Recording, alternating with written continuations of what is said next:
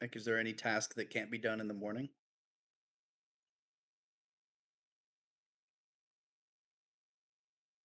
Not that I'm aware of. I think it I wouldn't makes mind sense to sleep. having. Okay. Oh, sorry. But I wouldn't mind having eyes on Zeb just to make sure that if we think that he's a part of something, and if somebody else thinks that too, I'd rather just if he's supposed to be at his apartment, just put eyes on him and make sure he's there in the morning. Would we want to put our secondary characters on stakeout? Yes. Okay. Is My that the secondary plan? character is very good to be in a van. He's a van guy for sure. What about your possible theory that Vic Hansen was the person involved with shooting Al Manzoor? Do we have a address for him? Do we know where he is? He works locally in town, so yes, it's easy to get that. Yeah, absolutely. Both are good options. yeah. I think that could wait till tomorrow, though, can it? Yeah, I mean, is it a deal where we can put like uniforms with a squad car like on the block, and just to sort of watch the entrance sort of thing, Well, and they can tell us if something happens? because you're the heightened crime unit, no one's gonna help you, right? Except for within your own unit, unless you somehow break bread with someone and make a deal somewhere. So no, so it's you or your secondary characters or anyone that's listed on there in the heightened crime department. That's it. That's all you have to help you out. So yeah, like when you're talking about your secondary characters, yeah, you'd have to go to them and be like, hey, can you guys watch them? We don't have to role play it. I just say that they do it. Um, so yeah,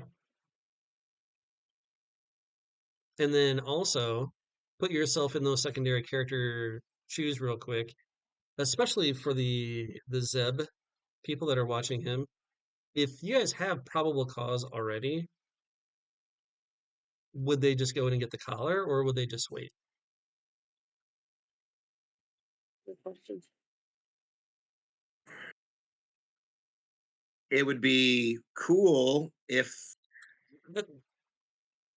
they could see what he does tonight if he tries to pull the same thing, right? Like if he goes and like looks for somebody else, and we can like catch him in the act. So I think that if they see that, they would follow it and collar him for sure. Okay. Here's what I'll do is that we will use a favor system sort of deal. And then who are you gonna owe to do this? So like take a look at the if you guys have up, or I can also get this put up here for you. Oh, that is honor bound. That is not. Hold on. I'll slap those up there. So your police roster under the HICU.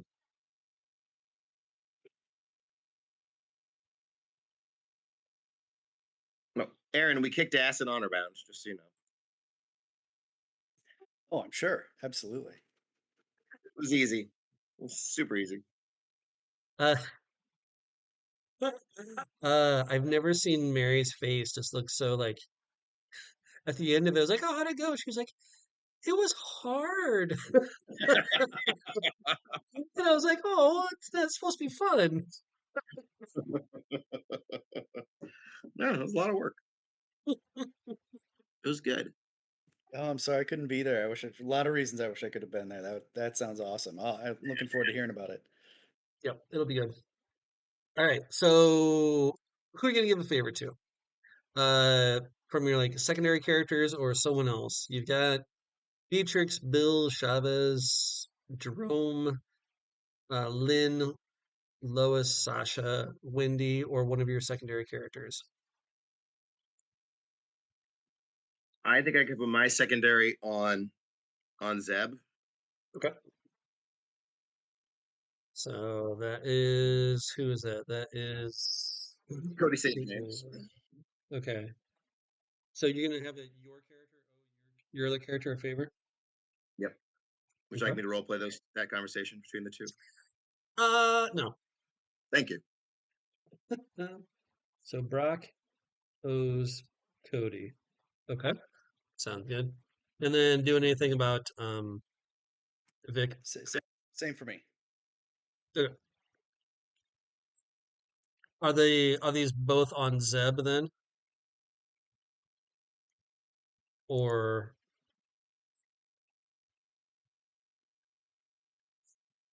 Steve Any other owes places we'd want to stake out? Bill. Because my secondary character is not shabby with stakeouts with the surveillance. I think one of us should be on Vic Hansen, I guess, too. But I think that I'm more worried about Zeb. It depends what Rachel wants to do.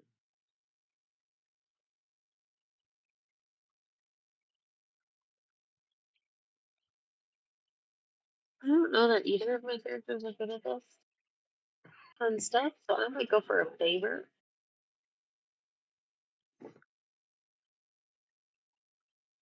So I'm good at photos. So if we want photos, I can send my second person do some photography. One of yours. Does anybody feel like we're gonna want pictures? Photographic evidence? Yeah, we Potentially. can do that. That'd be great. And then which one I will go with whoever wants some photographic evidence. The secondary character. Yeah, Okay. go with Cody then. That's okay. Okay. Okay. All right. So we'll call it. Suzanne is going. I couldn't remember her name. Her name is Suzanne. Yep. Perfect. All right. So we'll put you guys are day shift, they're night shift as well. We'll just kind of relatively call it. All right. So you're gonna owe them. Nothing really comes up during the night shifts. You guys come in uh Tuesday morning. Okay. You have to go in you have to check in every morning with Sergeant Barnes to see if there's anything new happening. And yeah. So you come in and she just asks for an update on what's going on. And then she reminds you of protocol and the things that you have at your disposal. Like if you bring someone in, don't forget to do EMAP protocol, which is determining about any mental influence on them. Try and get a PCI test done on them. They have to give their okay to do so. And we discussed this last time. If you need to get a warrant, you can get one in 24 hours. However, if you want one sooner than that, you can spend a push to get it. Okay. All right. Sergeant Barnes is like, all right, let's get out there. So you got suspect on Zeb. All right. So remember, he's not guilty of anything. Just go shake him up, see what happens. Okay. Right. All right. Check back in when you have something. I'll be here all day. Okay. That works. Okay. You guys can check out a cruiser and go on over to the bad part of Mutant Town. That's where Zeb lives. Now I'm kind of jumping ahead in this, but I'm assuming all of you want to do this and go there. Yeah. Like both of us. Yeah, absolutely. Yeah. All two of you. Okay. Let's see.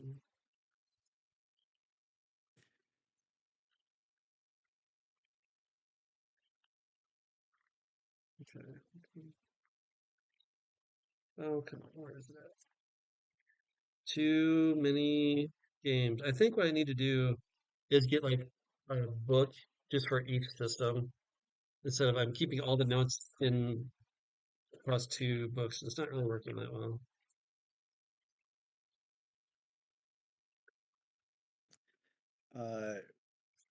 Rachel's character has anamorphology. I'm hoping she would say yes to this. Are there any powers that either suppress or steal other mutants' powers? And we may have I have talked about this. I have anamorphology as well. Oh, you do? Okay. Okay. Yep. The answer is yes. Okay. Check your mutant registry. Okay.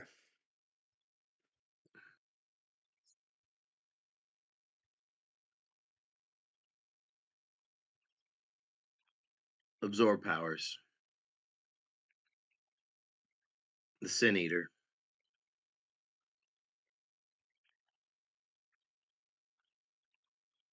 That might be my favorite character to look up and try to figure out what's going on. All right, I have to make up some numbers here real quick. No big deal. All right. All right, how you guys doing this? It is 6 a.m. It is not time for any reasonable person to be awake who works for a living.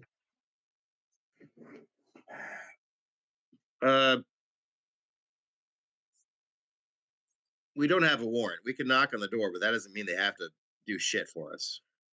Correct. Uh,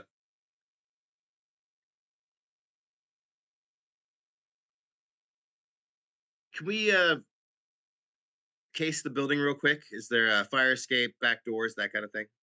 Yeah, absolutely. It is one of those old school outdoor motels that's only like 3 stories tall. He lives on the second, so the stairways are on the outside of the building to go up, and then it's just a facing apartment. It's only one apartment deep, so yes, there is a back. So you roll up. There's the parking is in back, and you can go into the lobby area up here, or you can just go up the stairs over here. It's like to the left, there's a small building that acts as like the landlord into check in and check out. Okay. And then you've got your apartment building straight in front of you. Outdoor things. It's it's hot out here. Even it's what is it? I want to say it's July, maybe June, July. And it is unreasonably hot already for this time of year. And you guys have rolled up to you just want to go straight to the very front. Uh that's kind of what you're looking at. There's windows in the back, the door, and then window, one big window next to it. And that's how all the apartments are set up. Uh, how about, if you don't mind, you two take a knock on the front door. I'm going to hang out in the back and just make sure that they don't try to escape out a window or something, because we know he doesn't give a shit about doors and windows. He can web crawl, and I can catch up to him. So, Well, do you want? Should we switch that around? I don't have anything like charm or talk good to people's. So but you have charm, right? I do. Yeah, it might be I better. have neither of those things. I'm real bad at them both. Like all of this, all of that. It might be better if you do the talking if we're gonna have any hope of talking through this. All I right. don't, not to put you out there. I'm happy to do it if you want me to. It just I don't have any skills that would help at all in this. Are you able to, either of you, be able to keep up with him if he tries to make a getaway? Maybe. Very nice. Oh, We have radios, right? Yes. So if he if he is making a run for it out of a window, just radio me and I'll run around and chase him down. We'll be fine. Yep. Uh, All right. So you guys have picked up your morning coffees, I assume. Tell me what your characters look like, where you have your badge, so you're easily identified as working for the heightened unit. And let's jump in. Let's start with Aaron. You're in my top left, so you go first. What is your character name and what does your character look like? All right, Steve Grabowski, the book, looks. He kind of looks like kind of bloated, a little bit paunchy. That sort of like tired accountant look, in the sun, his skin is actually kind of gray. He's actually gray. Um, Wears for some ungodly reason sort of like black dress pants, actually stunningly nice shoes, like shoes way above his station. But then is wearing today because he's got his piece, which he's not crazy about, but he's wearing a shitty cheap tan trench coat like Duncan MacLeod wore in the original Highlander. It kind of looks like a bathrobe, but like, yeah, paper thin, cheap trench coat. Looks kind of sweaty. Uh, but yeah, he's ready to go, and he just doesn't want people to know he's got his piece. Yep. Where's your badge? Just on Oh, the outside, it's gonna be up on the left here, up on the chest here. Um, under the jacket or over? he's gonna wear it on the trench coat today Okay. because we might need to try to look imposing, but otherwise looks like your standard like slightly combed over everyday schmo. Okay. Is Rachel out? Her gait keeps changing, and so she has to make sure she's gonna get in the right gate. And then she gets to Sure. that gate and Huh. starts listening, and then they change the gate on her. So that's what she's Oh doing right no. Oh, that Okay. sucks. All right. Well, yeah, just turn us off. Don't miss the gate. I'm gonna be here all night. Great. now. All right. Eric, what's your character? Learn us some. Yeah. Brock Lewis, codename Brickhouse. Uh, Lean, uh, uh, short, dark hair, pretty classic, like cop haircut. Um, Fairly square jaw, but he's not particularly muscular. Um, uh, Thin but not gaunt. Uh, he his suits definitely came from like Kohl's, like Burlington Coat Factory, like fairly like cheap stuff that works. Uh, Today he has on a sort of a dark suit with sort of a mustard yellowish shirt with a dark tie. Um, he looks totally human, except he has just white eyes. Right. Usually wears sunglasses, even inside, even at night, just to kind of mask that a little bit. He has his piece, but his badge is on his belt, so that when his jacket is over it, you can't see it, and then you can pull the coat back and you see the badge. Okay. Sounds good. And Brickhouse is going to the front. The book is going to be in back. Is that right? Okay. And we'll have just Rachel jump in whenever she's ready. Okay. Uh, how are you gonna know what apartment he lives in? I thought we had his literal address. We just know the building that he's in. No, you're right. You're right. It would have it would have his apartment number on there. You're right. I don't have to be that much of a curmudgeon. Okay. Yeah. Second floor. Good old number 13, let's say. All right. Okay. The curtains are drawn, door rusted. Probably one of those that's hanging on just by like a chain behind it. Okay. Unless they did some reinforcement with the bolts on it, but probably not. Um, what are you gonna do? First, I'm just gonna listen at the door and see if I can hear anything happening on the inside. Okay.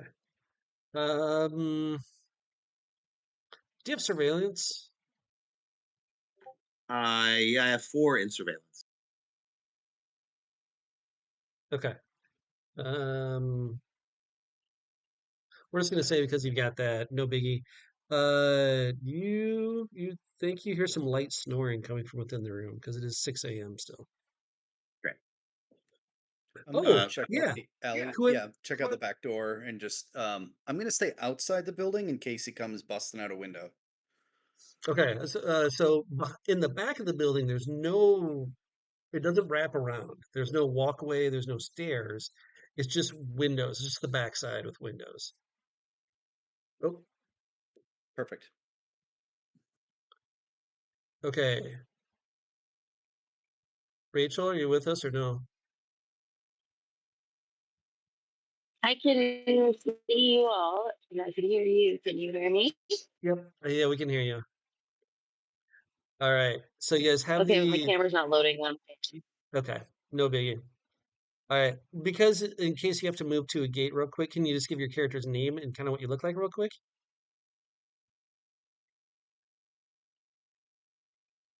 Yes, but I should be at the right gate now. In a fun twist, I am back at the gate I ate dinner at, and I should have just stayed here the whole time. Oh So no. that's fun. I ate dinner at one gate, and then I moved again, and now I'm back where I ate dinner. So that's super cool. Anyway, I am Suzanne Schmidt. We're doing our second tier characters, right? Nope. No, the first one still. Then I'm Jody Pulsfut. Yes. Known as the Night Nurse. If I recall correctly, I look very like gaunt. Like I'm very, very pale with like dark circles. And I remember I said, no, I did not want to have black hair because then I look like the girl from the ring. So I have very white hair, long white hair. And like very skinny, like I look very malnourished, but it's just part of my power that has to do with Okay. Where illness do you and where do you keep your badge? Is it in a pocket? It has to I be keep my readily badge on my available hip. to show. I'm I sorry, keep it where? on my hip, like on my belt loop. Okay. All right, perfect. Are you at the front door with Brickhouse? Yes. Okay. Because they're at the door. You've heard some light snoring. The book is out back just in case Zeb tries to make a run out the back window.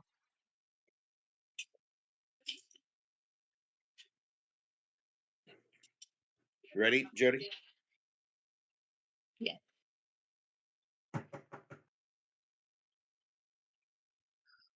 Hey, what what uh, what Brent's not due. I swear to God. You hear some like some rustling from inside the room, and the little peeper glass thing that you can see through. You see it kind of get darken a little bit. Are you guys showing a badge right now? It was like, what? What y'all want? I'll hold up the badge to the I'm people not and say, hiding mine, but it's not super visible. Like I'm not like pointing it out either, Oh, PD, but I'm not open hiding up. this. I have a few questions. the shadow that was over the little islet goes away, and you hear a shit, uh, and yeah, hold on. And you hear some like rustling coming from inside the room. Okay. So let me get some pants on. Anything? Okay. Book, he's not opening up right away. We might have a runner. You're ready. Uh, as if on cue, you see the one of the windows start to crack open, which you can only assume it was about the right size. This has got to be Zeb. You see window cracks up a little bit further, and you see the top half of a man start to grab onto the side of the building and pull himself out, climbing up to the roof. He's about halfway out of the window right now. Oh, I actually tell you what, were you trying to hide or not? I guess we should have clarified that. Not at all. Okay. Let me. I'm just gonna roll a d6. I don't know if he would even notice. He's obviously got his mind on something else. I'm gonna say on a 4, 5, or 6, he even notices you. Okay, I rolled a 1. He doesn't even notice you. He's just intent on climbing out of the. Yep, confirmed. I'm gonna yell. Do we know what's this guy's? Does this guy have any aliases that we know of? Devil Rider. Devil Rider. Devil Rider? Don't do it. With that, we are going to go into initiative. How initiative works in this game is you kind of decide what your action is, and then you roll a d6 based off of that action. Like for me, I am going to use a power that's rank 8. In I'm gonna use a superpower, and currently I have 8 ranks in it. So I roll a d6 plus 8. Okay. So 1d6 plus So 8. it's rank. So I'm gonna use gravity control on him. My pool is 9. Yep. What is my rank? It's 9 right now. Okay, So it's not when you 9. spend points out of it, it'll get lower and lower. It's like if you want to shoot, you use that pool. If you want to scuffle, like fighting hand to hand, stuff like whatever you're choosing for your pool, you roll a d6 and whatever that pool level is at, or rank is at the moment. And that's how you do initiative in this game. Okay. So yes, so if you want to use your gravity, I think you what do you have 9 or something like that. So you d6 plus whatever your rank is. So you got a 14. I'm at 12. So right now you're going first. You guys, you hear crackle over your radios that you have a runner. And so roll initiative for what you plan on doing for this round. I'm pretty sure that if we know someone's trying to like escape or run away, that we have probable cause to go through the door. Is that right? Yes. Yep. Absolutely. I Mens think I'm rea. yeah. gonna kick down the door. Okay. Yeah, that's going to be a athletics. What is it? Can I use my strength superpower? Oh, okay.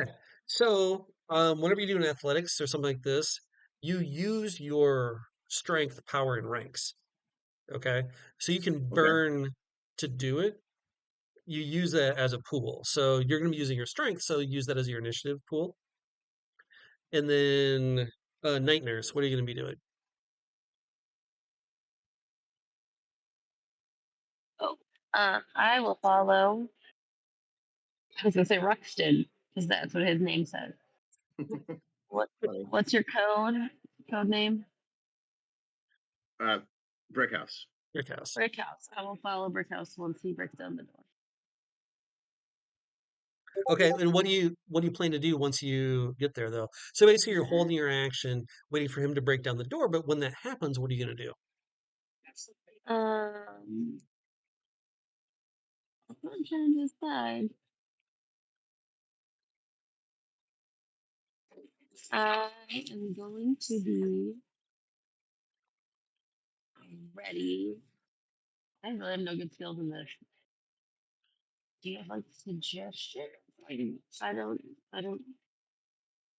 Well, um, I have like literally no skills for this. scuffling, like if you want to try and tackle him. Um, I mean, I know I need to catch him, but honestly, I'd rather examine the room real quick. I'm gonna like follow him in, and once it's like cleared, I'm gonna examine what's happening okay. in the Yeah, room. sounds See good. if there's anything he looks like he was trying to hide, or anything he was trying to grab and take with him, or whatever. Okay. All right, sounds good. Brickhouse, have you rolled initiative yet? Yeah, I got a 10. Just D6 plus my ranks in strength, right? Yeah, exactly right. Yep. Yeah. And if you go to the screen where we've got the cameras on, in the upper right hand corner is a little speech bubble, Yeah. and that's where we'll do all the rolls so we can all see them. Just so it's all in one Oh, I thought place. I did that. Sorry, I did it in the The sorry the playtest. Mutant City Blues. Yeah, the playtest page is where I Yeah. did it. Sorry, Yeah, no I'll worries. do it in the other ones from now on. Not a problem. All right, so what number did you get? I got 10. 10. Okay, so it's going to be what did I get? I got 12. Okay, so it's going to be the book, me, Brickhouse, the night nurse. All right, I'm gonna impose gravity control, and I'm I kind of want to yank him out the window and hold him in the air, but that seems like it'd be real hard. So what I'm going to do is I'm just going to try to pin him right to the wall, right where he is. So I think I spent 4 points and push his move down to 0. Okay, you got the book right there in front of you. Yeah, it looks like page 52, Okay, you have gravity to control focus. 52. I can spend 4 gravity control points to activate the power.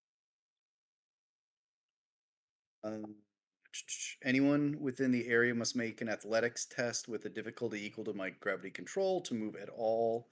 It takes all of my energy and attention to do this. Okay, so that is okay. So you can either spend or 4 gravity points to activate your power. Okay. The movement rates of all characters within are halved. If you spend 4, the area must make an athletics check with difficulty equal to your gravity to move at all. Okay. So you just make things very heavy. In order for me to move or attack, I have to beat your gravity control really to do stuff at this point. Got it. Okay, the gravity field remains in force no more rounds equal to your rating or until you choose to drop it. Let's increase the pull of gravity. Okay, now he is 2 stories up. We should probably mention that. Um, Oh, is there a range? No, no, I'm not talking about a range. I'm talking about a fall. Oh, okay. Yeah, just trying Okay, to pin him right against. He said he was halfway out, like coming yeah. out. So I was just gonna try to just hold him right there so they can come grab his legs and pull his butt back in. Okay, sounds good. All right, then I am going to, um, as your gravity forces pushes him up against the wall, I am going to do an athletics 6, and I'm going to spend 3 points because the only thing I have to be here is a 4, right? I took it as my Oh, 9. equal to your rating. Oh my God. Okay, what's your rating right now? 9. Well, that's gonna be tough. Um, okay, I am very well squished up against the wall. I'm going to try and use my superpower. Let's see if I can. Combat this attempt takes all the character's energy and attention, forfeiting their chance to make an attack during the. Yeah, this pretty Whoa. much locks me down as well. Yeah. Whoa. Holy cats. Okay. Well, yeah, I'm just squished. So I think I'm gonna try and I'm gonna spend all of my athletics to try and do it. So I got an 8. Okay. All right, now let's go to Brickhouse. All right, you only need to get a 3. So what you can do to guarantee that you get it right, you can just spend 2 points off your strength or athletics, your choice.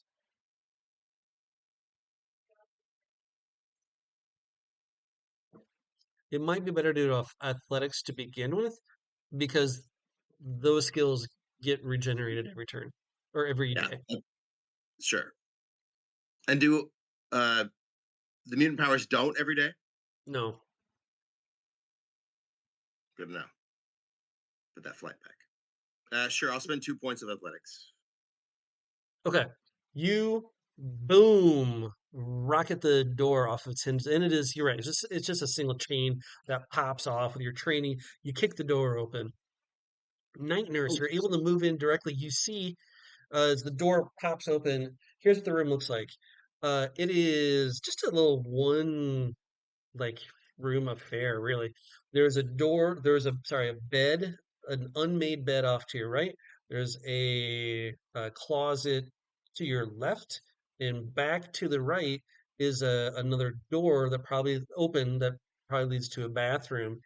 Straight ahead of you, about 15 feet, is you're guessing Zeb, who is flailing as much as he possibly can, stuck halfway out of the window. Wait, Night Nurse, though. You have a full action. What do you want to do? You said you wanted to try and investigate? Yes, I want to try to scan around real quick using. I have evidence collection. I have. Yeah, that's probably what it would be. Evidence collection, just like a really quick sweep while obviously action is happening. But Yep. All right. Using your I'm skill just and gonna also kind of knowing what you're looking for, you spot in the closet, rumpled on the floor is an adult-sized Nightman costume. Boom. Nightman. Uh, Ah! okay, Do you want to I'm do you going want to say to anything? put gloves on and grab it and bag it. Okay. Now at this point we would go to initiative, which I'm still gonna do, but now I like can I not use my powers when I'm getting squished like this? I don't understand. All I've done is put your move to 0, so you Okay, can't so I move it. can use. Yeah, Okay, like you can't move. Well, uh, equal to your gravity control rating to move at all. I'm assuming like arms and head and face are still mobile. yeah, I don't okay. know. Then I would have shot acid at you. So hold on. I'm gonna do that. I'm gonna spit acid at you from 2 stories up real quick. Ooh. I'm While you're all going. figuring out how this goes, I'm gonna go get on a plane. So All I right. hope it goes smoothly, and Hey, I can't wait to hear about it. Wish I could stay longer. good luck, Rachel. Sorry, I wasn't as present as I Good hoped I darling. could be. No, hey, it's all right, man. You're getting on a plane. Bye. Bye. See you soon. Okay, so I'm gonna spend 4 out of my pool. Um, and I know I am just trying to hit you. It's not that hard. The reason I'm spending this much is for why. Acid secretion. Me, I don't know. I'll ask my fellow officer of the law here. I would say spitting acid at someone like would be considered assault. Absolutely. Yeah, like I Yes. don't want to shoot this guy, but now force is justified. I would think. Agreed. Yeah. I mean, we'd like to keep them alive if we can, right? But protect yourself. Yeah. Okay. All right. I'm going to No, spit a globule of highly concentrated acid at your enemy. All right. seems fair. Now, this attack does count as a kinetic, sorry, as a blast, which means it can be countered by kinetic energy. Do I have to? I forfeit my chance to make an attack during the round. Can I use a second power at the same time? I think so, yeah. Because this is Okay, not so an attack, right? right, Or am I reading right. too much into that? Is it just an action or an attack?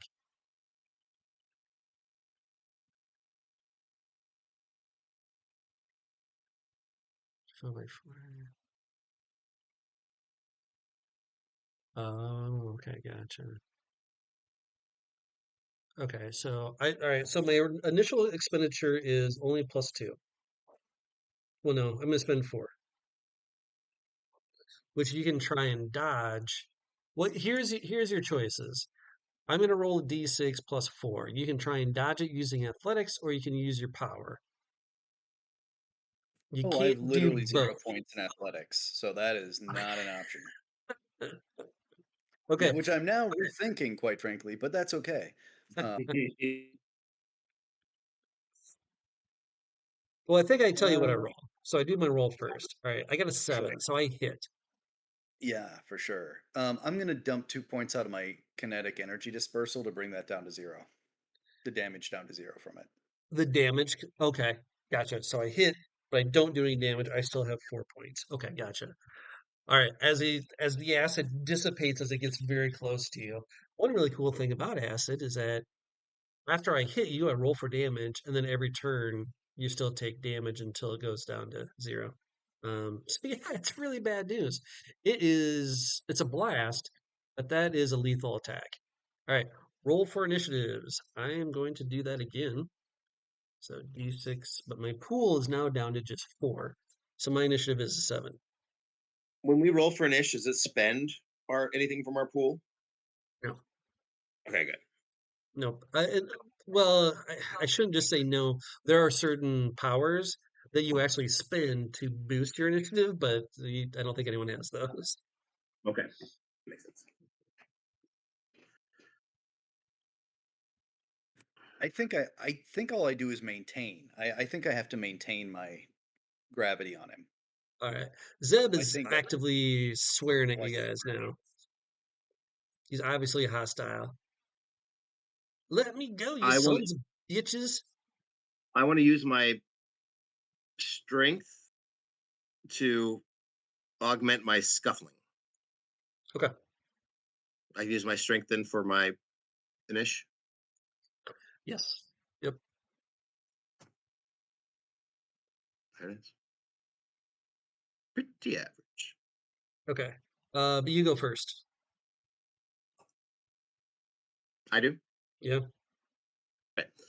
Uh, I'm gonna run to that back window. Is it like in the bathroom? We'll say yes. And now that you're closer, you do see that he has a pistol in his pocket. He hasn't reached for it, but he is armed. Um, I want to. Oof. I probably don't know what Book did. Well, let's ask this. You would know. You would Hey, George. know I have gravity control. Oh, that, hello. that's what I was going to ask. Is it a known power that you have? If it is, then you do know you guys have worked together enough at this point that you would know what it looks like. We're right in the middle of our first combat, which I think is going to be over pretty soon here.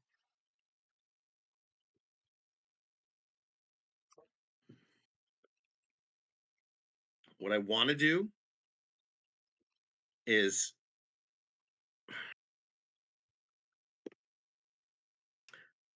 I want to like slam into him. Yeah. But in theory, I would like slam him to the ground and still be able to like with my flight to not splatter myself. What? You, He's in the window. yeah. I run, tackle him, and we're gonna like Oh, and I push him out the window, but he's gonna land on the ground, or at least I'm gonna take him most of the way, yeah. so that he hurts himself on the ground, but I don't because I can have flight kick in. Does that make sense? Is that too much to try to do with one round? It's a lot going on there, but we can try and figure it out, right? The first thing you're just trying to tackle him, right? So you do it to hit. Yeah. Um, and since he's stuck right there, you only need a 3. So if you want to spend points to make it automatic, you can, or you can just roll and hopefully get a 3. You know, I want to pressure you into spending points. No problem. So if I do scuffling, then right? Yes, this would be a scuffling. Now, I So do want to, because you guys haven't probably read up on the rules as much as I have on this. If you succeed in a scuffling and there's a secondary person there, you can cuff him. So you do sure. a pin and a scuff. Now, because of the gravity effect, I would count that as the first part of the pin. So if you hit with the scuffling, you can cuff him if you want to. I think that sounds good. I would try to do that then. Okay, sounds good. Now it's a little bit tougher. You're going to need a 4, but And so help me out here again. So I have 5 points in scuffling right now. okay, yep. And you need to roll a 4 to be able to Like if I put it spend on. 3 points, that I got it automatically. Yeah, if you spend 3, it's an automatic success. I'll do And that. and he gets Oh. scuffling points back at the end of the day, right? Correct. After another full night of sleep, all those physical skill points come back. Okay. Got it. I'll do that. You roll up there, you see him kind of squishing, and you cuff him, and you manage to when they're pinned like that, when they're cuffed, you have control over their body. So you can get him facing away so he can't use his spit acid effect on you. Like face his head into like the part of the wall so he can't spit on anybody. Okay. He's like, damn you, please. Hey, what? Hey, let me go. Shut the fuck up, Zeb. Night Nurse steps in and starts reading the Miranda rights. Um, all right, at this point, like it takes a little bit for the gravity to wear off because it started off as a rank 9. So I think it's like 9 minutes or something crazy like that, or 9 turns. Yeah, I think I can end it Oh, because it okay. requires like me to focus on it to maintain it. Oh, sure, Or that I makes can't sense. attack while I'm maintaining it, is my understanding of it. Okay. All right, perfect. All right, yeah. So you let it drop or whatever, and now you've got him cuffed, and you've got Night Nurse on the other side. You can control him where he's going at. Now, we're gonna have to do a little bit of world building here. So there's got to be some sort of like gimp mask gag thing, right? That police officers just have. Um, Like a Hannibal Lecter sort of thing that we strap on his face. yeah, unfortunately, it's acid, so he could just chew through it. So I don't know, but he's gonna like I need to see my lawyer. Because you've got him pretty well under control, though. You've taken the fight out of him at this point. No harm, no foul. But that was definitely he's ratcheted up his with spitting acid at the book. Definitely ratcheted up his case against him. That's for sure. Yeah, I'll take some pictures and some evidence to show that, like, I guess I'll take off my probably shredded trench coat, my melted trench coat, and yeah, there, put that in a plastic bag. Yeah, Right. All right, so you put him in the cruiser, and Night Nurse announces, "Oh, uh, she left the laundry going, and she has to go check it out." No, it'll be something gritty, Hill Street bluish. Is that oh, someone's in the hospital that I have to go look at of a former case that I once oversaw. And she stalks off into the night smoking a cigarette. She doesn't normally smoke, but in this case, she does. All right, you guys bring in Zeb into to detention, which is in your part, and working on the books there is Jordan's character. Hi, Jordan. How are you doing? I'm doing good. How are you? I'm good. Good. Just real quick, if you could give us your character's name, what you look like, and where you keep your badge that has to be easily visible. Yeah, so character's name is Ron Stanton, codename The Hound. Appearance is Caucasian male, about 5'6", a little shorter than average, green eyes, stocky build, and with brown and white fur instead of hair. Badge, he would just keep that on a lanyard around his neck. Okay, perfect. And what have you been looking into this morning? Why they went to collar Zeb? Yeah, so if they were going after Zeb, then I probably would have been. Let's see. Has anyone actually met with Maria Rodriguez yet? The reporter who gave us the card? Probably Yeah. doing that then. Okay. We'll split up and do our cases here. Well, actually, you know what? I'm fine with that because that probably took a little bit to do the fight as part of the first scene. Um, now, you bring in Zeb, and Sergeant Barnes is like, "Ooh, is this the peeping Tom?"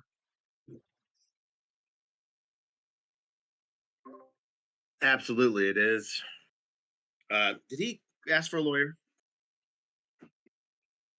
No, Did he lawyer up? it never occurred to him to even do so. Okay. Uh, uh, Without him hearing, I'll say to Barnes, you try to run. We got the costume that he was spotted wearing. It's got to be him. We'll get it out of him. All right. Well, good work. Good work. Get him in there. We'll run the EMT to make sure it wasn't any sort of influence. We'll put him away and start the case quarter on it. That was good work, gentlemen. Bambi Calloway is one of our greatest allies in for the heightened cases. I just want to thank you so much. Good work. Good work. And I should probably go to Miss Calloway and let her know everything's all right. Just part of my job. Oh, sure, of course. So do we think that Zeb has any information about the other case that we're working on? Is there any chance he knows anything? Do we think we Uh, could use this as leverage, maybe? at this moment, I don't think so. But if he might have more stories to tell that lead us to believe that. But at the moment, I don't think so. I think they're just isolated. Okay. All right. Let's cut to the Hound. You are going to meet Scoop.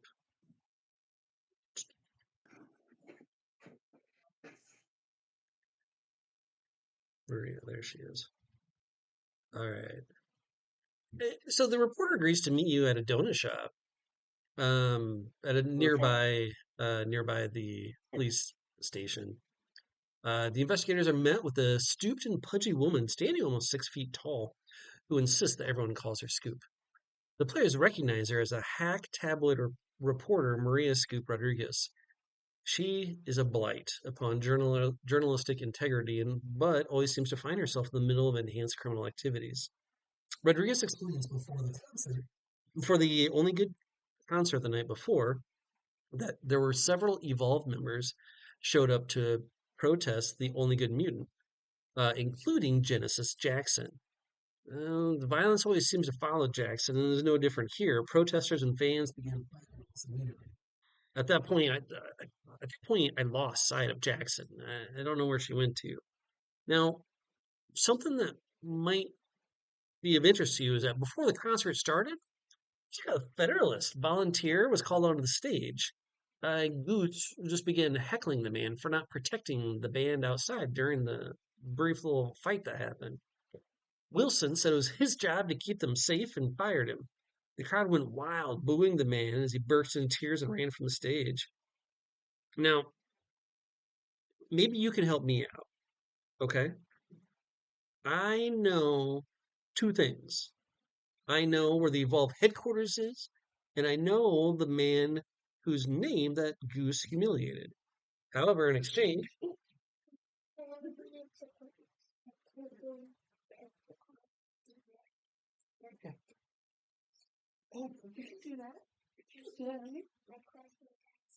oh, okay. Give me one moment.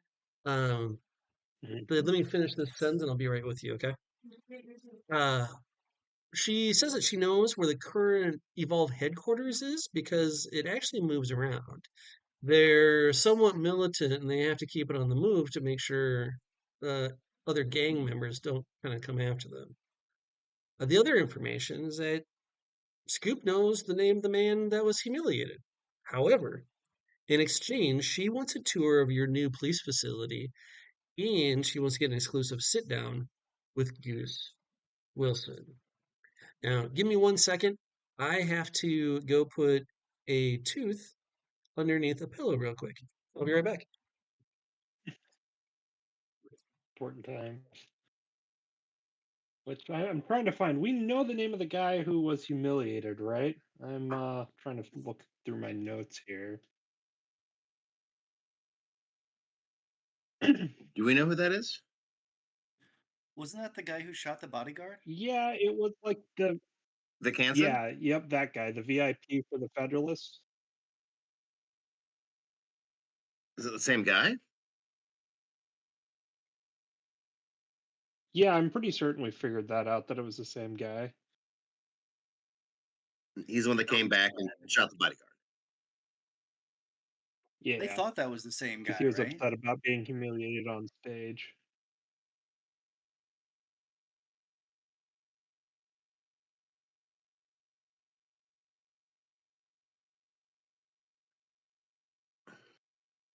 Try to trick her and say, "Yeah, we know it's Vic," and see what her reaction is. And then if she's like, "No, it's somebody else," then there's something else happening. And Yeah.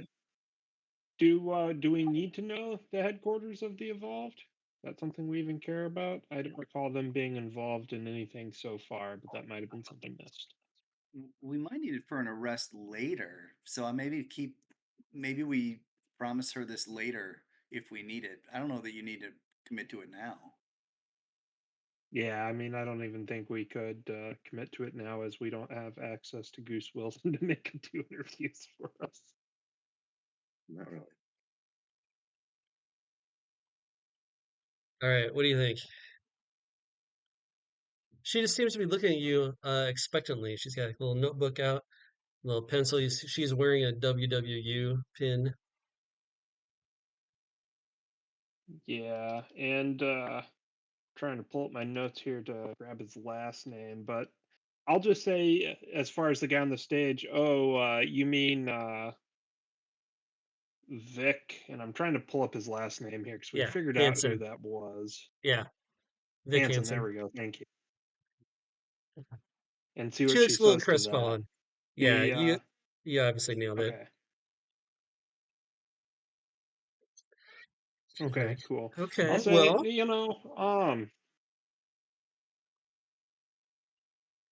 it might be useful to know where the Evolve are at, but they're always moving. I'll tell you what, if it comes to where we need to talk to them, maybe I could see about getting you a tour of the police headquarters. But as of right now, I'd have to chat with the chief about that anyways. But we could look into that and do a tit for tat if needed. Do you have okay. anything else that might be more pressing you could tell me?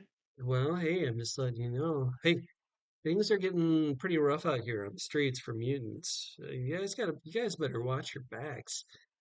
Like with the Federalist coming into town, it's getting hot out there.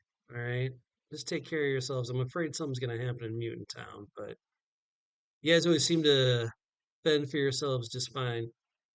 Hey, yeah, let me know when you need the Evolve headquarters. It's not going to stay good for a long time, but what I know about Genesis Jackson is that when she's around, there's usually trouble. Okay? Hey, Yeah, all right. she seems like bad news. Good luck out there. Thanks, same to you. As you guys get up from the diner, she goes the opposite direction from you do. Um, and you have like a quick thought, like, well, maybe there's a different way to talk to her, maybe a different phone number to get to her. And you turn around, and it's like she just disappeared into the crowd. Hmm, Like not like in a ghost sort of way. It's just like gone. Huh. Do we know her to be a mutant? no, nope. All right, I'm gonna say that those two interactions kind of equal out and kind of timing. You guys can come back and meet at the station to take your next steps. I'm not gonna count that as a full days or for a full shift. Um, so yeah, so you guys you can split up or go together. What's your guys' next step going to be?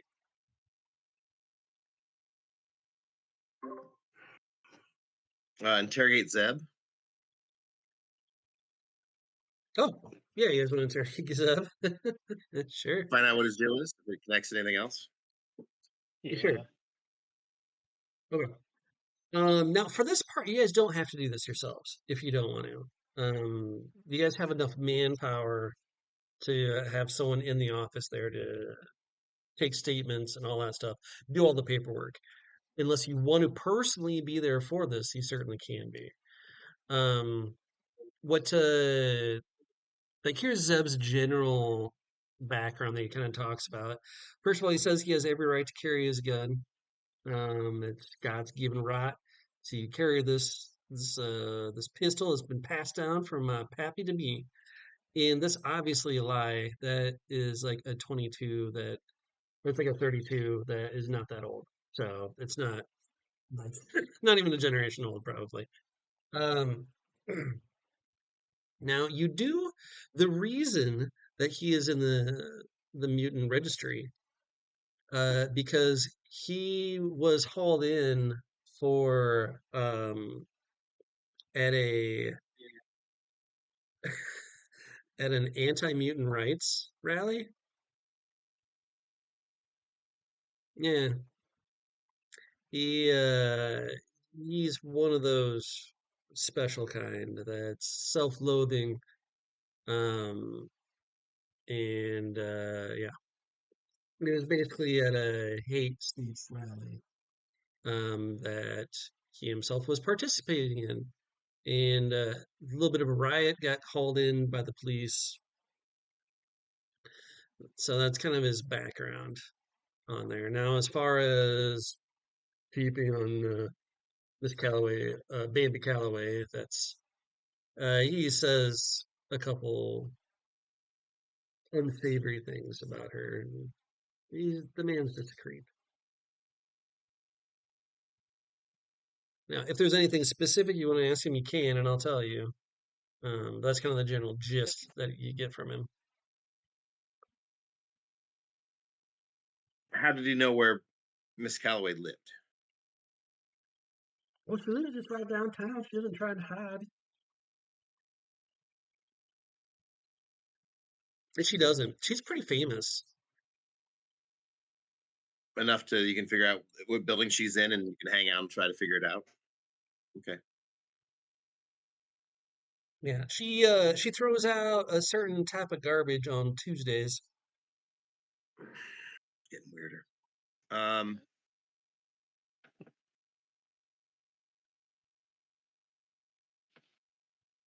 and like we have his prints, we have the DNA, we know his mutant powers. I Yep. don't know if there's anything else we can do right now. Anybody else have anything? You know, if he's out crawling around at night, spying on famous people, right? And we know Only Good Mutant was playing. Is there a chance that he was spying on them and might have seen everything go down? Good question. So I misspoke when I said that her apartment's downtown. So the downtown's where the hotel is at, right? And then he lives in Mutant Town over here, which is the bad part of Mutant Town. I need to get you guys a map. And then her place is in like the high rise good part of town. Um, like it's not super far away from downtown, but it's a hike, right? It's Upper West Side, yeah, as Upper opposed West to like Side sort of. Yeah, that sort of thing. So he wasn't anywhere near the area that you're talking about. All right, no problem. Worth a shot. Yeah, totally, totally. All right, what's your guys' next step going to be? If you don't have enough clues to put someone in jail, go and find some clues. That's always the advice that the We book gives. we do have enough to arrest Vic Hansen, don't we?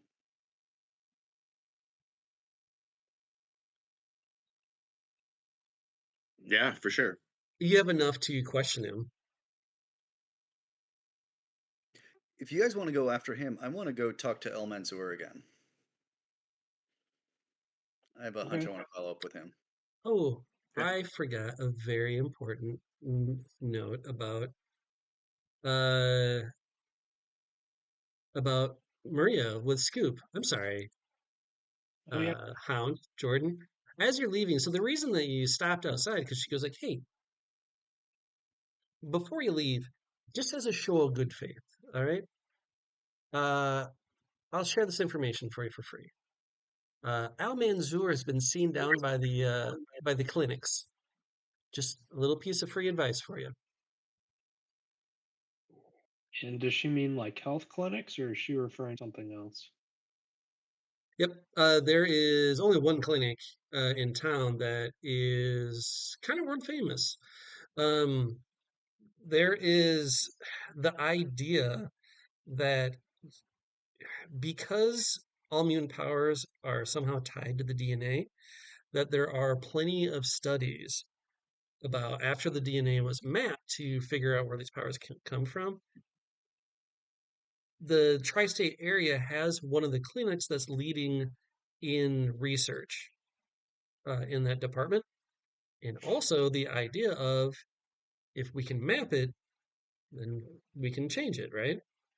Because it's already known that you can slow down cancers just with a certain type of diet that's already been embedded in their DNA. So maybe the same is true for mutant powers.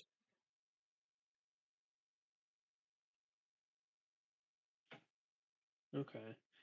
And would I get the impression that he's going there to be a research subject, or is that like he would be going there because okay, not enough number? Okay, well, still good information, so I'll tell her thanks for that.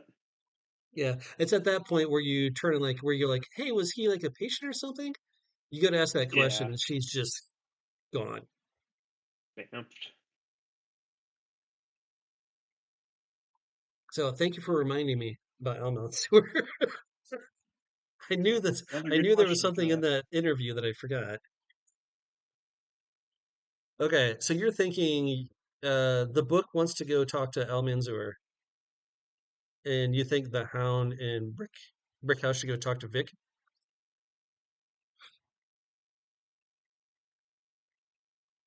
Yeah. Yeah, Vic's the more important one, I think, here. But I don't think all three of us need to be there for that. Okay. Sounds good. Well, let's do the Al Manzur recap again. So you're gonna go back to talk to Al Manzur. Yeah. Okay. You go in there, and he's still in the hospital. He should be out by this point in time, but his vitals are still looking good. He is getting better. The teenage boy is not there at this point. Um, and we'll say that he is awake. Before you go into the room, is there anything you want to have prepared, or you just want to go in there and talk to him? Gentlemen, is there anything in particular you'd like to have me check on with them? So I'm gonna push him on this powers being lost thing. Like that's the big thing, right? Yeah, that's the Yeah, and question that doesn't make sense. you could ask him. It's potentially tied to the clinic, or his powers aren't lost and he's just laying low. I'd kind of like to start asking around, see if we know anyone who's been hired by was it Squeaky Clean, the cleaning service that seems to mostly hire mutants and is potentially run by the mob. If we found anyone who's working for them, that would be more information that might be Yeah. useful. Well, Zeb. Zeb worked for Squeaky Clean. Oh, did he? Okay, I missed that. You did? Yep. Okay.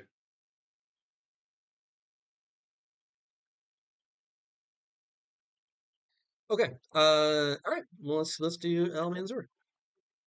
Yeah. All right. Hey, fella, how's the healing coming along? Mhm.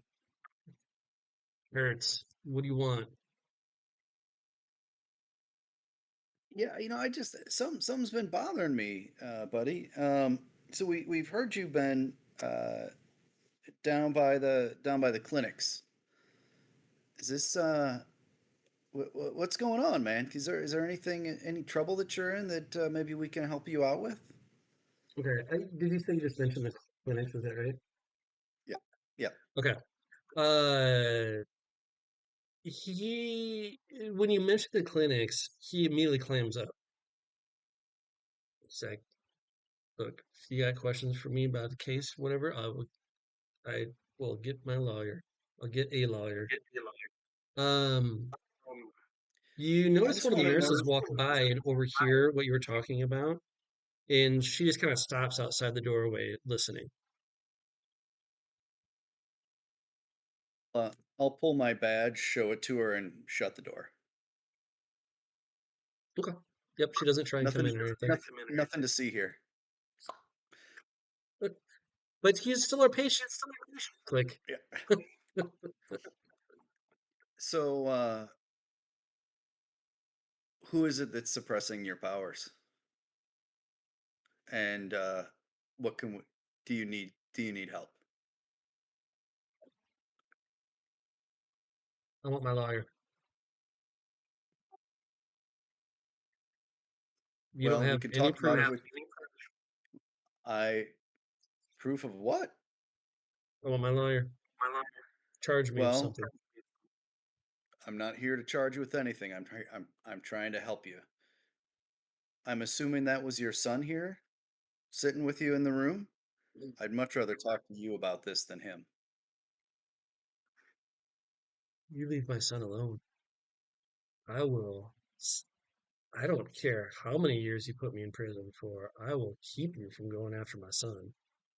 And you get a deep growl coming from with him as he's talking about there, but he was like, "Look, if I thought you could help me, I would have asked for your help. Now, get me a lawyer." Sir, you haven't been charged with a thing, and I'm not going to. I want to help you and your son. Let me help you. Do you need protection? I can get you out of the city. We can have you start fresh somewhere else. I will attempt to use my negotiation.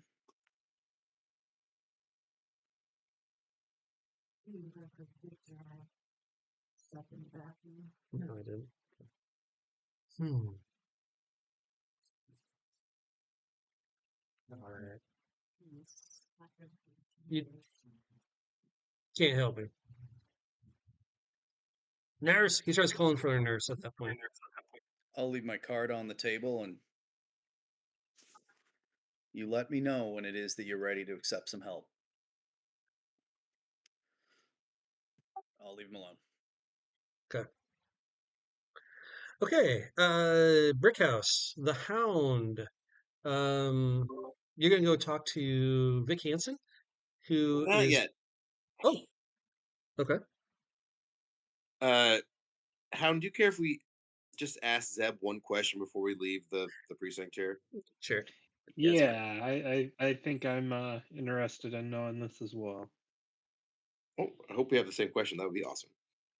Uh, we'll head to his cell where Zeb's being held. Yeah.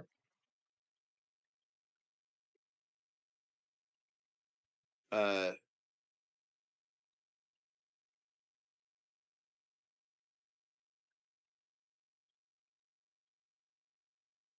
Zeb, I have a couple questions for you, and it might help to drop some of these charges on you. We probably can't do anything about the peeping, but we can maybe ditch some of the uh, sexual things out of the complaint. All right, freak. I'm listening. Squeaky clean. Your employer, part time, right? Yeah. No, full time. Full time. But were you working? You were working that last night. You were hanging out with Miss Calloway, correct? Or the night before? Ain't saying. You're not. You're not saying this is your chance to get some charges dropped.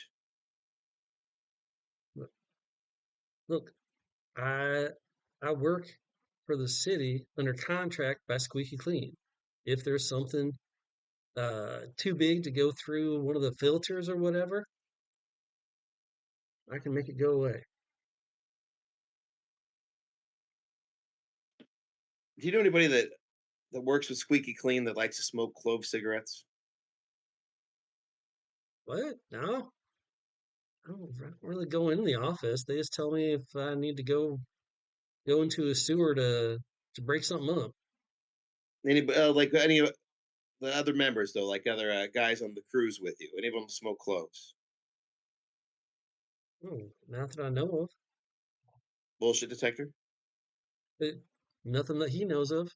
Okay. Hound, got anything? No, that was what I wanted to ask about with Okay. Squeaky Clean as well. So All right. Thanks for your help, asshole. We'll leave. Yeah, he is truly a despicable person. All right. So you figure it's now like 10 a.m. or so, and Vic Hansen is probably at work at the Federalist. You know how they do those temporary political offices? He's probably at work at the Federalist pop-up office. And let's go to it.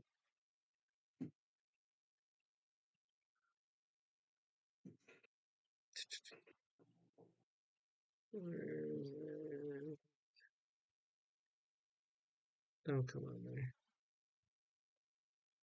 Boop. All right. You get outside. It is kind of downtown. Usually, those aren't usually in like nice parts of town because they're go for cheap rent more than anything else. You see, vote for Chelsea Teal's signs are stacked 50 deep as volunteers systematically enter empty-handed and leave with a fresh batch of pamphlets and stickers. A haggard-looking Vic Hansen directs the cast from behind a mountain of coffee cups and computer screens.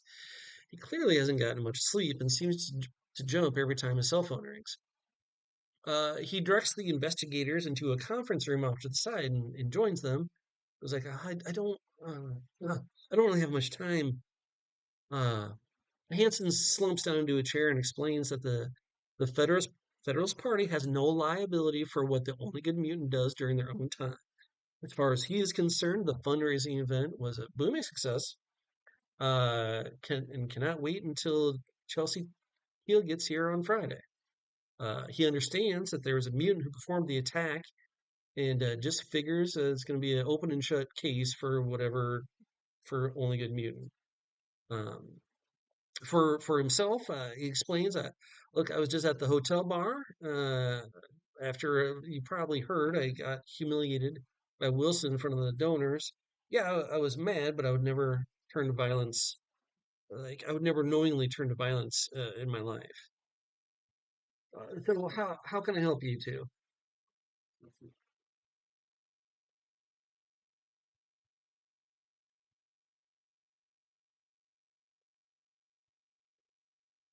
If you don't have Vic, any do you want to questions, 22? if you don't have any questions, I got a lot of work to do. No, I got a couple. Vic, do you own a 22 caliber pistol? Uh, uh, no, no. Bullshit detector. Yeah, he's lying. He's 100% lying. Uh, You see like he's so bad at it. You see a single thing of sweat come down the side of his face. uh, Vic, we're gonna need to see that firearm. Do you have it with you? Yeah. Well, it is. Okay. Okay. Yes, I do have one. But it Vic, we're gonna was. take that weapon. We're gonna run some tests, and we're gonna be able to quantify that it was used in the shooting against the bodyguard that evening. We have video footage of you on the elevator, in the hallway, uh, and we're prepared to make an arrest right now. The red-rimmed eyes of Vic Hansen probably just burst under your intense scrutiny. Bringing up the proof of like you even had the cameras, you've got the ballistics that will probably most likely match. He just burst into tears right there in the conference room, and it's like, and he's like, I was just so angry. I went to the bar, I had a drink, I talked to Mr. Boone, and then like I just got so angry, and I went upstairs. I got my gun. And after the concert, I still had the key to the elevator.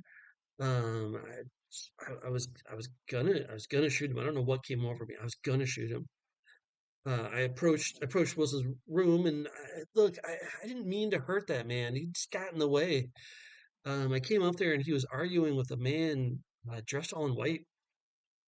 I pulled the gun, and then it just went off. And then I ran. I just ran. And like these words just tumble out of his mouth, and at the end of it, he just slumps back, and he just like it's like what? Oh God, what? I'm never gonna make partner. Vic Hansen, you're under arrest, and I'll read Miranda's and cuff him. You Also, understand these rights as they've been read to you? while I was saying that, bullshit detector on that. Okay, so you check for uh a lot of it. So The how biggest yeah. the biggest thing to me is when we were checking the video, we saw a guy in a white suit go up after Vic came down. So it doesn't make sense for him to have already been up there and somehow come back down without showing up on the camera. So I'm curious if that, do I think he's lying about that? It seems weird to make it up, but if he didn't, that's an interesting tidbit to know is this guy apparently got up there without being caught on the cameras the first time. Yep. Didn't get So caught down. that part completely fine. The only part that sounds a little off, and the thing how the bullshit detecting works is that it's Mhm. not usually as clear cut as do you have a 22, yes or no. That Yep. that almost never happens, right? It's just more of like, well, there was something about him being at the bar that wasn't quite right. You're not quite sure Okay. what it is, but But you understand the rights as they've been read to you, yes? yeah, yes. Who is this Boone you were talking to? Mhm. But Randall Boone, he's just one of the big donors. I saw him at the bar, and he was just trying, he was just assuring me that I still had a job, right? That basically I like Goose can't fire me, that asshole. But All um, right. yeah, no, Boone was just letting me know I still had a job, and I told him it's all his fault anyway. Like I told him like getting the only good mutant was ridiculous, but whatever. Do you know where we can find Boone? Well, yeah, no, he just lives on the estates outside of town. And do you have like uh, you can do a little bit of research later to look up who Randall Boone is. Old money, old Okay. money. Uh, there's usually pictures of him, usually wearing a white suit, um, and a cowboy hat, and also skulls embroidered in like flowers embroidered on the outside of the suit. You're like, I mean, it's a white suit, yeah, but you think you'd notice something like that? Yeah. um, he's a big time Federalist donor. He is a part of. Well, you're gonna have to use some skills to get more information about him, or go visit him, or whatever. Sure. And as we're wrapping this up, but Boone wasn't in the hotel room though. He was just down at the bar. Oh yeah. He said he's gonna try and wait out the show for some reason. And did you Bullshit recognize the detector. gentleman in the white? Oh yeah, go ahead. You asked me about. No, I don't know who that man was. Um, upstairs, I have no idea who that was.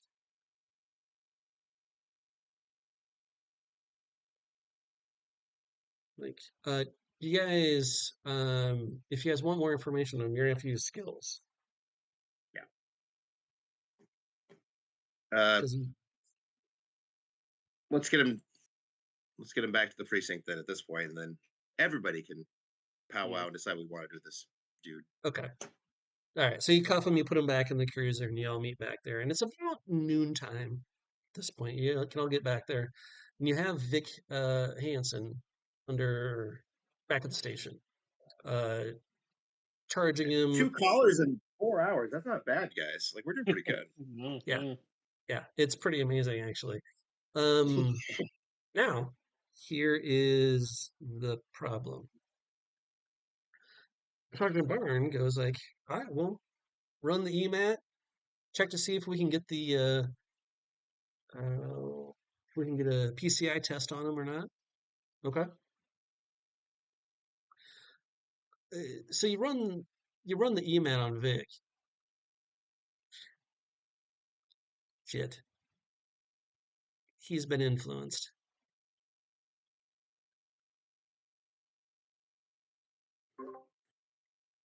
Which means that somebody has altered his sense of reality for that evening. Is that my understanding it right? How it works? So how it works? Does anyone have detect influence? And they can get precise readings on Yeah, the I EMAT do. test. You do? I have detect influence. Yeah, yeah. Okay, Oh, perfect. influence it. You tune the EMAT test to get it narrowed down or whatever, and you're like, shit. Uh, his um his endorphins are his fight or flight response endorphins are almost shot. His aggression enzymes are spiked and almost depleted at this point.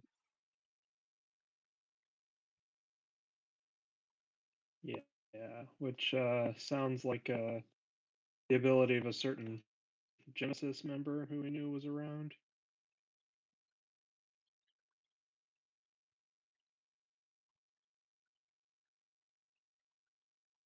You think So Genesis Jackson or maybe Christina Van Felt? Endorphin control or Yeah, induce aggression? I think it's the induce and aggression one. Would yep. So that do what I'm seeing here? yes, 100%, absolutely. Now, what this does to your case, though, uh, Vic Hansen will probably walk free. Now, it's up to you guys to figure out whether you want to take it to trial to charge him fully. Um, but there has been, it's not guaranteed that he'll walk free, but there's already been precedent that people under mutant influence can be wiped clean of their actions. Can we keep him here for like 24 hours? Yes, that you can do. Let's do that. Do we also maybe want to offer him a pseudo bogus deal? Like we know he's going to get free, but be like, hey, you know, we think you might have been influenced by this. Give us something to work with. Try to make these charges disappear. Nice. For sure. Well, and if it's not guaranteed that he'll walk, he still might want to take the deal, right? Yep. Okay, so what's this deal you're trying to package together? And do you have law and/or negotiations? Hold I on. have both. I can come in and try to help out with Mine that. is just I have law. yeah, there you go. I was just thinking, is there anything we want to get from this guy? Because we do kind of, it may not ironclad, but we do kind of have something where we could try to leverage him here. Can we put a wire on him and send him into Boone and try to get him Boone to admit something? That'd be fun. Admit Oh, what? We don't know yet. Um, what kind of skill would you use to convince him to do so?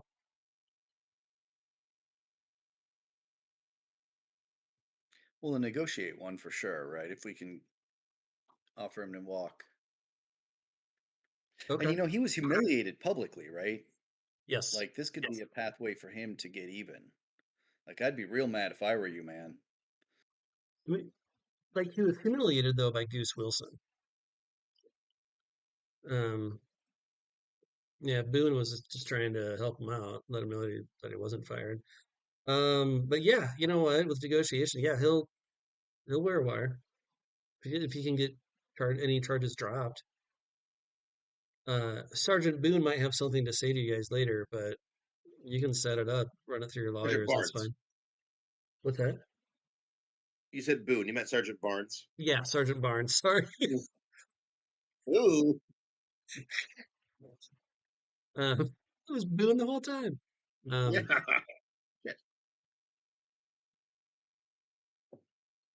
I I was playing it pretty loose right there with the wire. I don't know exactly what we would do. We might want to just talk to Boone ourselves before we go to that trouble, but I don't know. White suit, weirdo. There's got to be something connected, right? There's an influence. Boone's, or sorry, Hanson's time at the bar is a little bit shady, a little bit murky. So something happened there, right? Boone has to have something to do with this. I don't know what yet. We got to find out who the man in white is. I mean, is there any angle where this guy might have any information about who that dude might be? I mean, he's been there. He was in charge in part, putting the whole event together, right? Wasn't that his role? I think so, right? who, Boone? I mean, no. The guy we just arrested. Oh, Vic? Yeah. Yeah, I mean, is there any chance he might, in his role of like helping arrange all these things, have come in contact with whatever probably bigwig was talking to Goose? I mean, he witnessed who the man in white was, and he didn't know who it was, right? The man in white was arguing with Al Manzur upstairs, and that's the first and only time he ever saw him. Do we think we could get a sketch? Maybe have him look through some books of people who've been arrested. I don't know who else we could have him talk to. Someone who might know who the influential business people in the community are. I don't. Is it possible that the influence that was on him could have make him forget who he saw or change what he thought he saw? Like, is that part of this as a mechanic? I don't know. Yeah, there are um,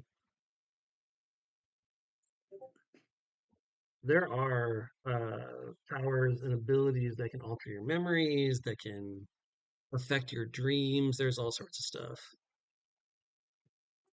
Oh, that's a cool picture. Okay.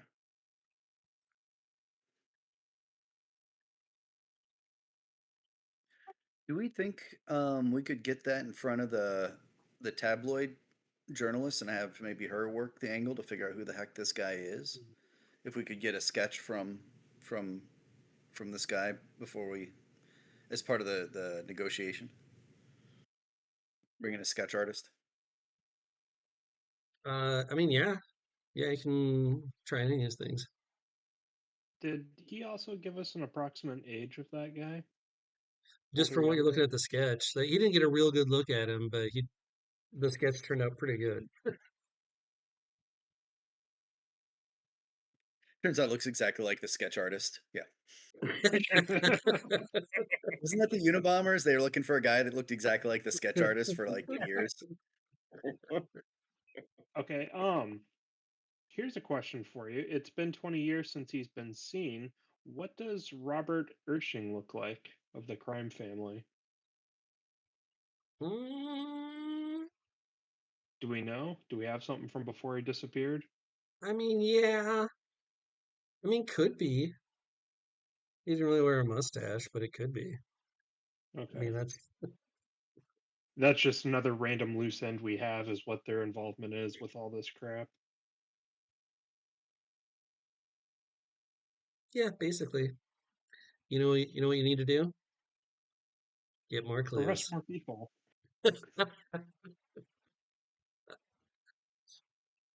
I like it, Hound. I think that we need to find this Robert Escherling. If you could get a picture of Robert Esching scoops would find a tabloid that would pay you up to $10,000 for that picture. Which she also doesn't know what he looks like, so free $10,000. I mean, yes. Well, all this is going on. Can I send my secondary character out to do some research? I'm thinking specifically of having Bill Hewitt, juvenile specialist, go searching for El Mansour's son. Okay. Because we don't know where that kid is, right? Like, and Bill has, Streetwise, and he's got like community, whatever it is. He's got all those connections. Like, have him go and search in Skid Row and all these places El Mansour hangs out to try to find this kid. Sure. Yeah. So we can put that on a back burner. I'm assuming that would take all day. So Yeah. That's a good put that info. out there.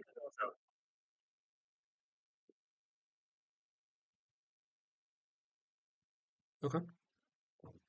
Which I also saw in our call to action. We wanted to meet with Laura, Robert's granddaughter. Yeah. Was there Now, I anything don't we know what wanted you guys were to? going to ask her, but she is the contact person for like, I mean, she's the granddaughter, but she's also the lawyer for the Esching family and also their spokesperson. So, yeah, she has her finger in a lot Oh, of did we pies, have I guess.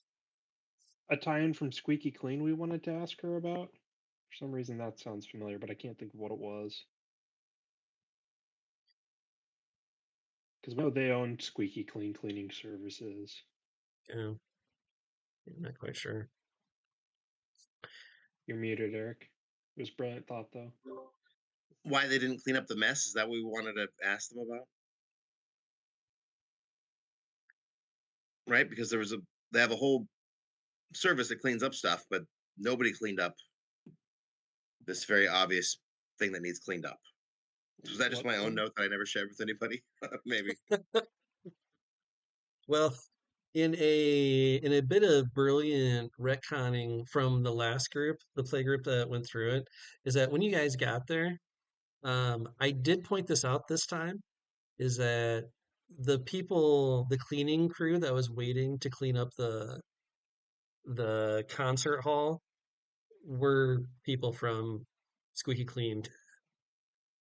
But you guys never talked to them, so it just never came up. And why would you though? It's just cleaning crew waiting to Yeah. clean.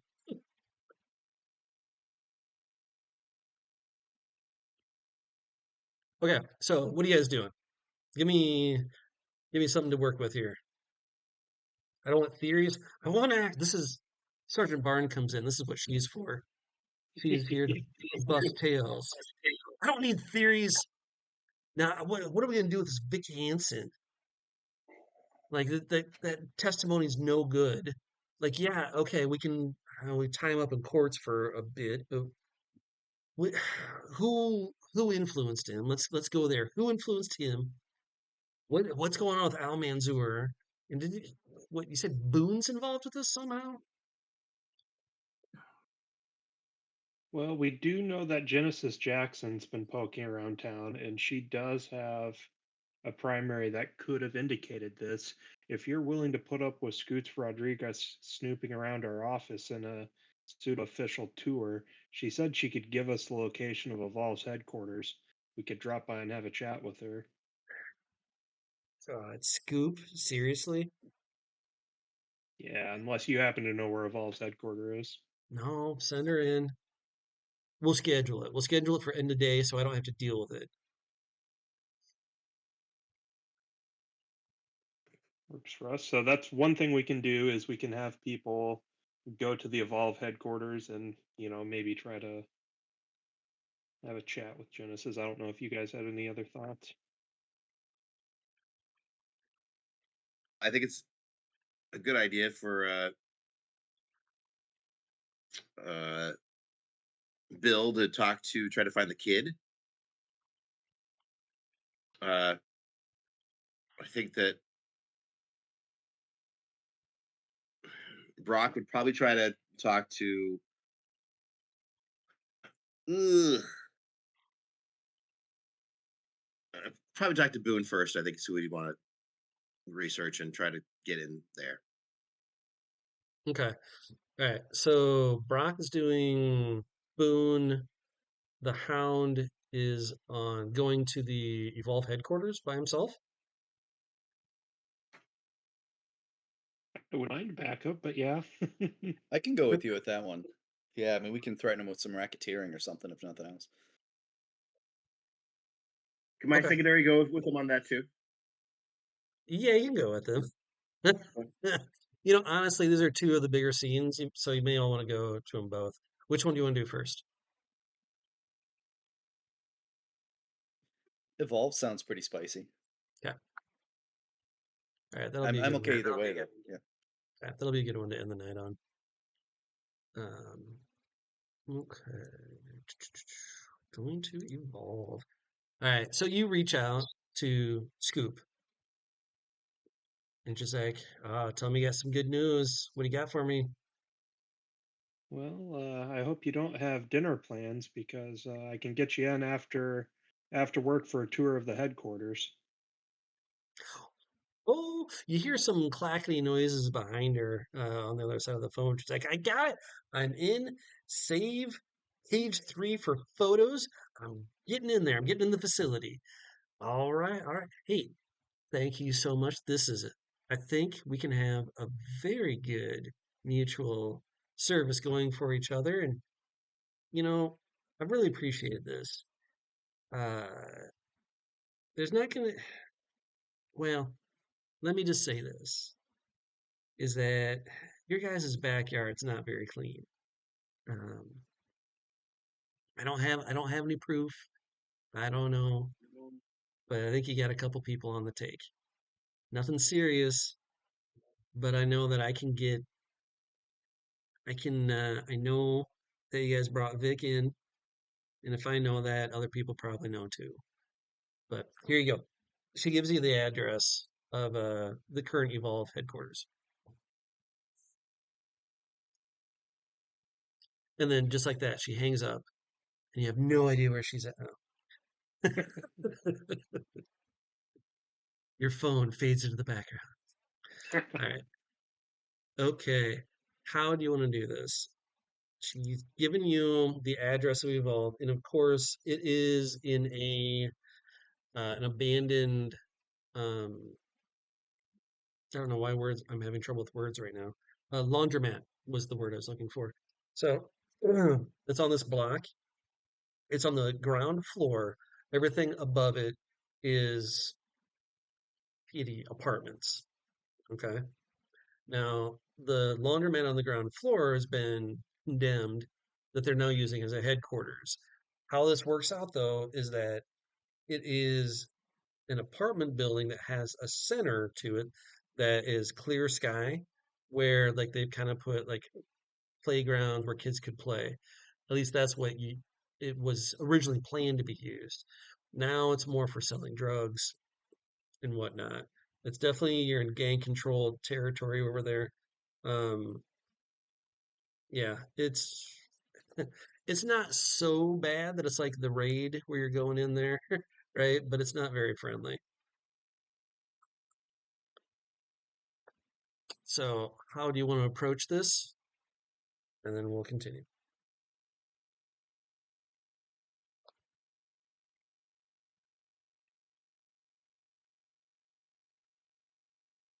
Okay. I'll just have you guys roll up in a cop car with your sirens going. Is that okay? Well, do we plan to arrest anybody, or are we here to just talk?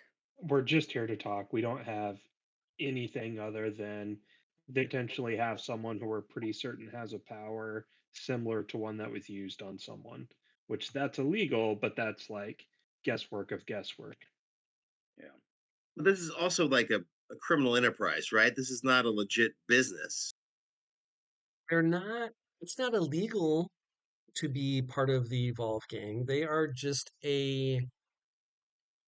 a pro mutant, um, like minded individuals that somehow usually get very violent when they're there at protests. So think of them as like an offshoot of Greenpeace if Greenpeace was about mutant rights. Okay. They're the more militant version of Greenpeace, but for mutant rights. Think of it that way. Okay, sure. I'm going So, to I'm gonna I'm gonna pack a taser. I okay. don't think what do you think, gentlemen? Should we bring guns at all? Probably You wouldn't. you kind of have Yeah. to. I mean, I guess you don't. I guess you could check your firearm in so you don't carry it. I guess. Yeah, all right. I guess I'll bring it, and I don't think I want to pull it, but I'm gonna bring a taser this time, if Yep. that's I a do thing want in to this world. emphasize in combat, like if you pull your gun, you're gonna have to fill out paperwork for pulling the gun. B, unlike scuffling in blast powers, superpowers, um, it's always lethal. So if you put someone to 0 using a bullet, they are dead. If you Yeah, and punch that's why. someone or use a blast power, you can choose to have them go unconscious if you wish. So I do want to Yeah, emphasize that. I don't have much aggressively speaking for powers, so I want to do something that's not a gun. So that's all I can think of as an option as a taser, but I don't know if that exists in this world. It does. They really look down on it though, only because it's not very super heroic. That's the only reason. They're like narratively, it makes the most sense that everyone should carry, but Yeah. we don't want to make those readily available because they take some of the fun out of the game. But yeah, I'll do a taser, but it'll be like at I don't know -3 Oh, it's gonna be damage or super something like that. crappy. Yeah, perfect. Yep, Yeah. that's fine. If So we do think we it's a just big deal, should I just bring Brock instead, though? The more we talk about it, or do you want me to bring my secondary? I don't care either way. Or if it's too late, Jared. It doesn't matter. It doesn't matter to me.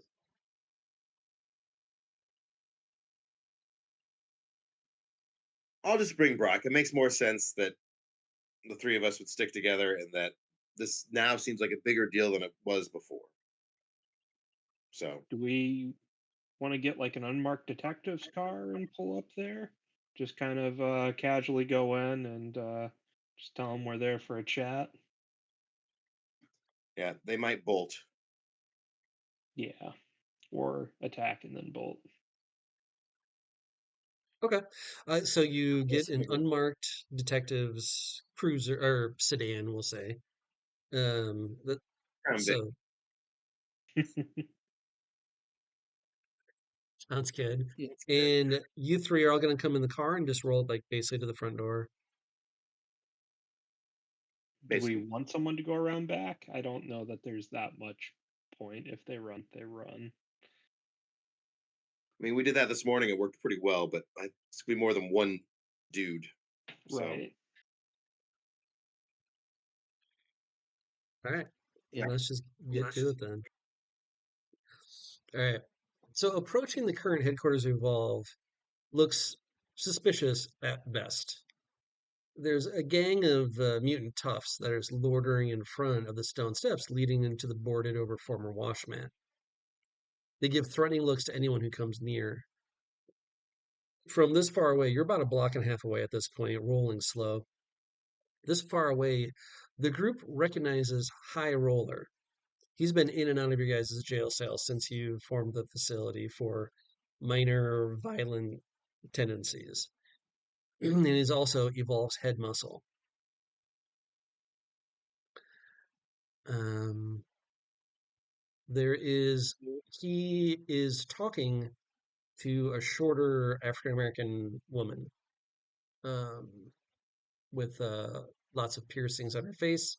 And there's two other kind of rando, tough looking gents at the stone steps.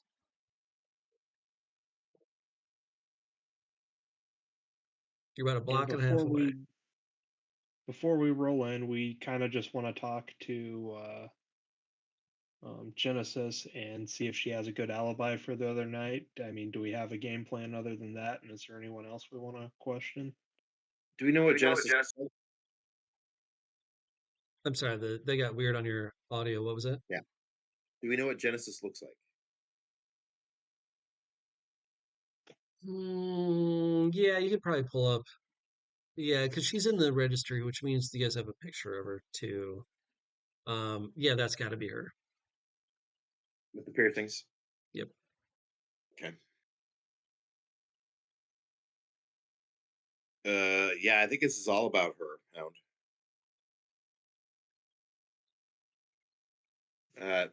But High Roller Sonic Blast, that's not going to be fun. So Yeah. let's be ready for it. Which one of you has the greatest? I'm guessing athletics, in case we have to run her down. Just so we know which one of us is going to give the chase in case it gets to that. Probably me. Because I have Yeah. literally 0 points in athletics. So Yeah, I've got a 6, but I'm guessing it's okay. Brickhouse. 6 isn't bad. No, I mean I have other super mutant powers that would augment my ability to do such things. So Yeah. let's just say that. Okay. So tell me exactly what you're doing. Pull up and say we've got a few questions. Do we want to Who's try to driving? lowball this? Who's driving? I have a Okay. 4 in driving. I have 2, but my guess is she's going to bolt. So the 2 of you maybe be ready to go after her. So I guess Sure. I can drive. I mean, I only have 2 points, but I don't see this being a driving chase. Okay. I'll be in the back seat if Hound wants the front passenger. Yep. Okay. Okay. Then who's Yeah, talking? just rolling up. And window down. Just how close do they let us get before something happens? You get about a half block away, and you see Genesis and High Roller back up towards the steps, and the two young guys, torn denim jackets, 80s style, right, with like pins hanging off of them. The Evolve symbol spray painted on their jacket front.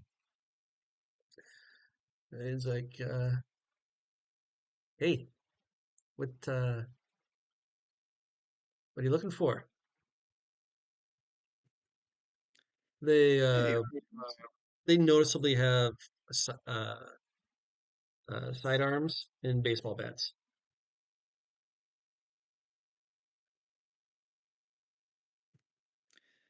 hey, friends, we're just hoping to chat with your friend Genesis there.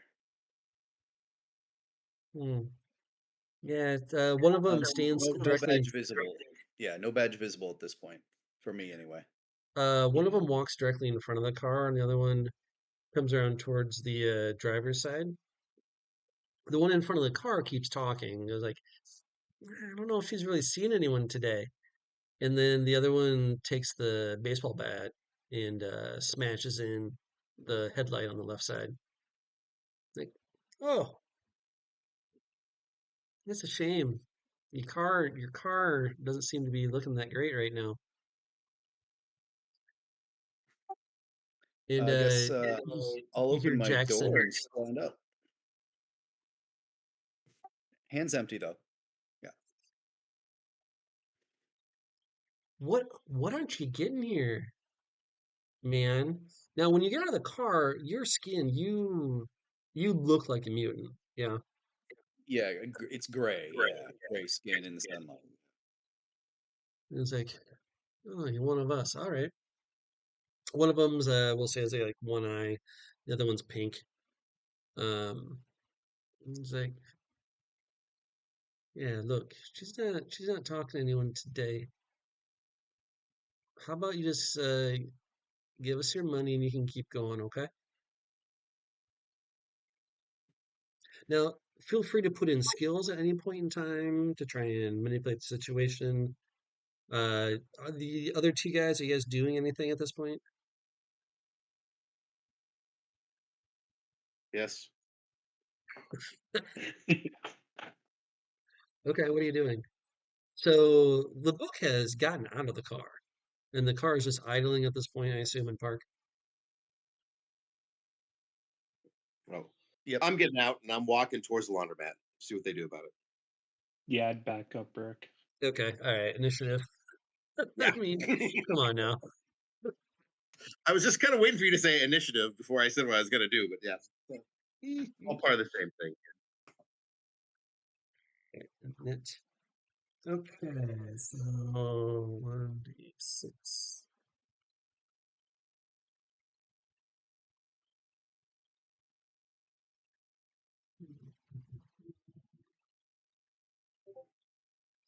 What should I roll, Jared?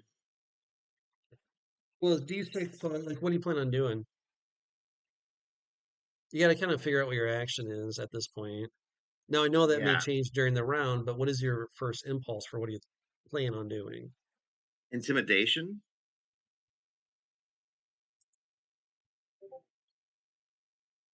Okay. What does that translate to, though? For Well, because the it's not a skills. pool that you're using, right? Yeah, Um, let's go composure, maybe? sure, great. Yeah, we'll do that.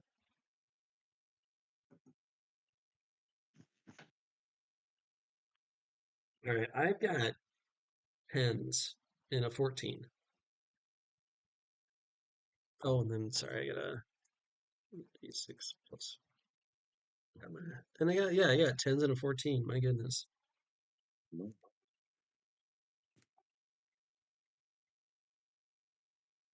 Can anyone beat a 14? So I Nope. am not even entirely certain what to roll for Oh, initiative. sorry. Yeah, you Can you? haven't done combat with us. Goodness. Right. Okay. So how initiative works in this game is that you get to decide what your action is going to be first. So you roll a d6 plus whatever your pool number is for the thing that you're going to use. So if you use like a superpower that's like starts off like at 10, you do d6 plus 10. If you wanted to use one of your skills or whatever, then yeah. Like if you want to run at someone, it's going to be athletics plus d6, that sort of thing. Got it. So combat goes pretty quick and it can turn pretty lethal pretty quick. They're not necessarily lethal, but dangerous, I should say. And I do want to point this out real quick for this game. Okay. That if you hit 0 or below, you're not dead. Okay. You're not in great shape, but you're not dead. That's an important thing. All right, so no one beat a 14. Okay. Um, those of you that have anamorphology, um, Janice Jackson whispers something into High Roller's ear, and you see her pupils disappear while she does so. All right, I have a 10.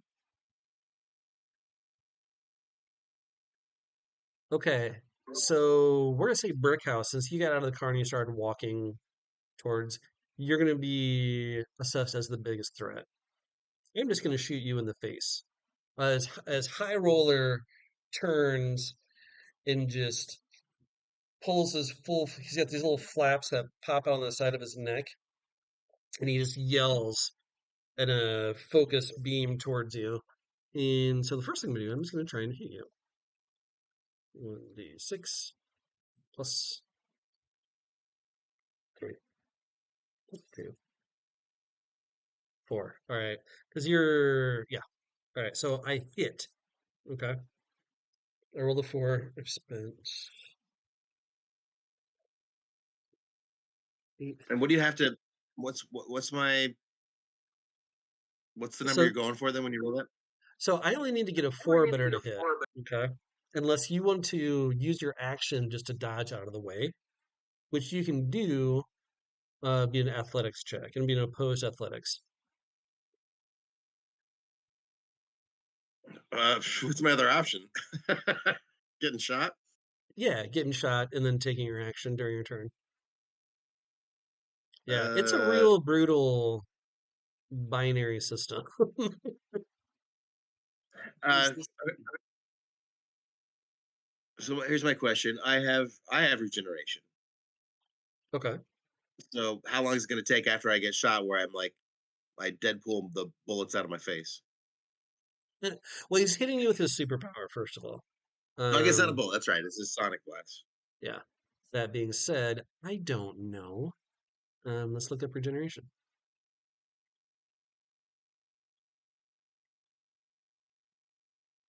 Regeneration. Okay.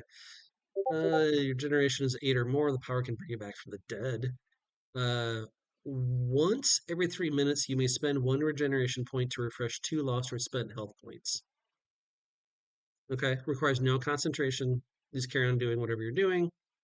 You just spend it. If you have 8 or more, you can bring yourself back from the dead, provided you're not super dead. And you can't regrow any lost limbs or anything like that. Okay. So basically, you automatically can gain back health points automatically by spending regeneration as you're going through a scene. Okay. So how many points do I think I'm going to get hit with then on this? Is it a big hit or not? Do I know? Do I have any concept for it? You don't know until I roll. Okay. is this a high energy or is this a kinetic energy? It's a blast, so it's kinetic. Okay. So is this guy known for being kind of a badass? He's their head heavy. All right. Do I need to beat his initiative to use my kinetic energy dispersal on it? No, that will be your turn though. All right, yeah, I'm gonna throw my hand up, and in a swirl of sort of a ripple, the sonic energy just dissolves as it comes towards you. Okay. I'm done for the round. Yeah. Sweet. All right. High roller doesn't even seem to notice that happened. All right, I've got 8s after that. I'm at 8. I have a 12. Okay, yeah, 12. Oh, you should have gone before high roller, but yeah, go. Uh,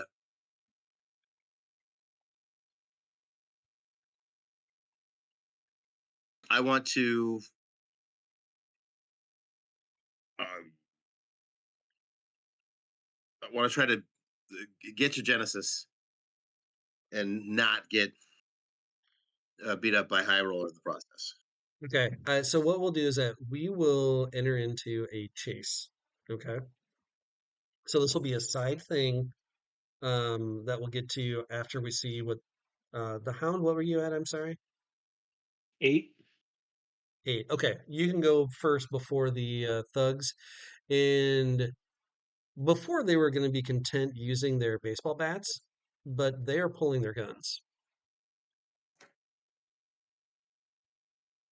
Uh, yeah, I guess I don't really have any offensive powers. I will pull my gun as well. Oh snap! Okay, you gonna shoot someone? Uh, can I do an intimidate and hold like gun and badge out and tell them to drop them? I mean, you can, but you think that you're beyond that point right now. All right. Well, you know what? You know what? This is with the two younger toughs, right? That you're doing that to. Mm-hmm. Uh, yes. What? But what could you do for that? Oh no. Do you have intimidate? Oh, I should check that. No, I don't have. I have No. streetwise and negotiate. I don't. I would probably pass both those. I like just using Streetwise, you're pretty sure because High Roller attacked that they're gonna do it too now. Okay. So Well, actually, how far are they from me? Well, you're still in the car, right? There's one right in front of the car and one on the right side in front of the book. You know what? Instead of pulling my gun, can I hop over into the driver's seat and just run that guy over? Yes, Less absolutely. paperwork. Yes. All right, give me a drive check. If you're trying to hit this guy, he's directly in front of there. I don't think it'll be that hard. You need to get a 3 or better. So you Okay, can so it'd spend. just be 1d6 plus my drive. Nope. How it works is that so from your pools is that you spend points out of them to succeed. Okay. So if you want to make it automatic, you'd spend 2 points out of your drive to hit him, right? Or you can just roll a d6 and like hope you get a 3 or better. So it's totally up to Uh, you. Probably not going to be doing a ton of driving, so I'm just going to spend 2 points and just run him over. Okay. It's better than getting Bam. shot. Okay. Roll me a d6 plus 2, and I'm going to say that Okay. this is probably lethal damage that you can't pull. Okay. 3. Okay. You ran over part of his leg.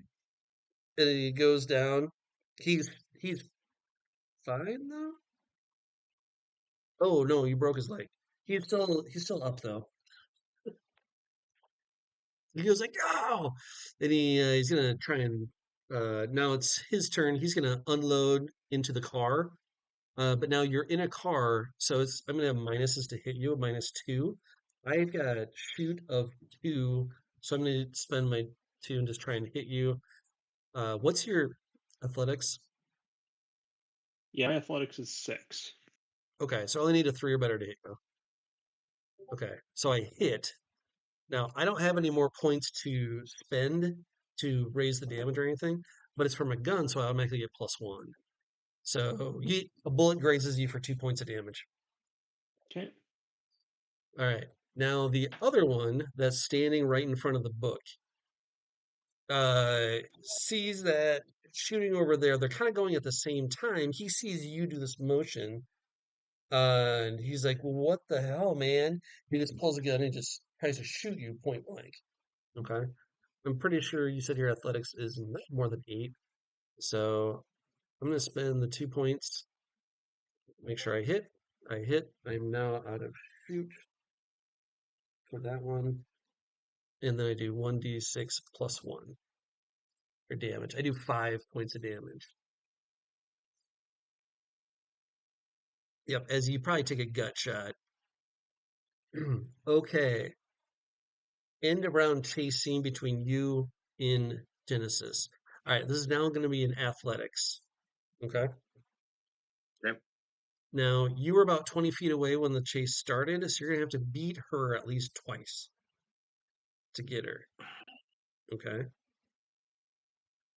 Yeah, I only have 1 point of athletics left. Okay. So I think I gotta fly. Okay. Does that make sense? Yes. Yep. Now, look up flight. Um, there's, I think you can just spend points to go a certain miles per hour, is how that works.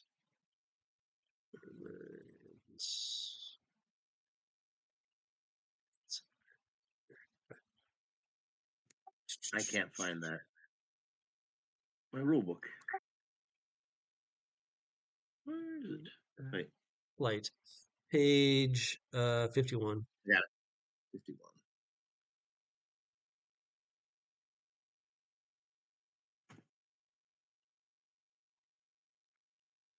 Okay. Flight. All right. So these are your difficulty ratings that it's giving you. Um, I will do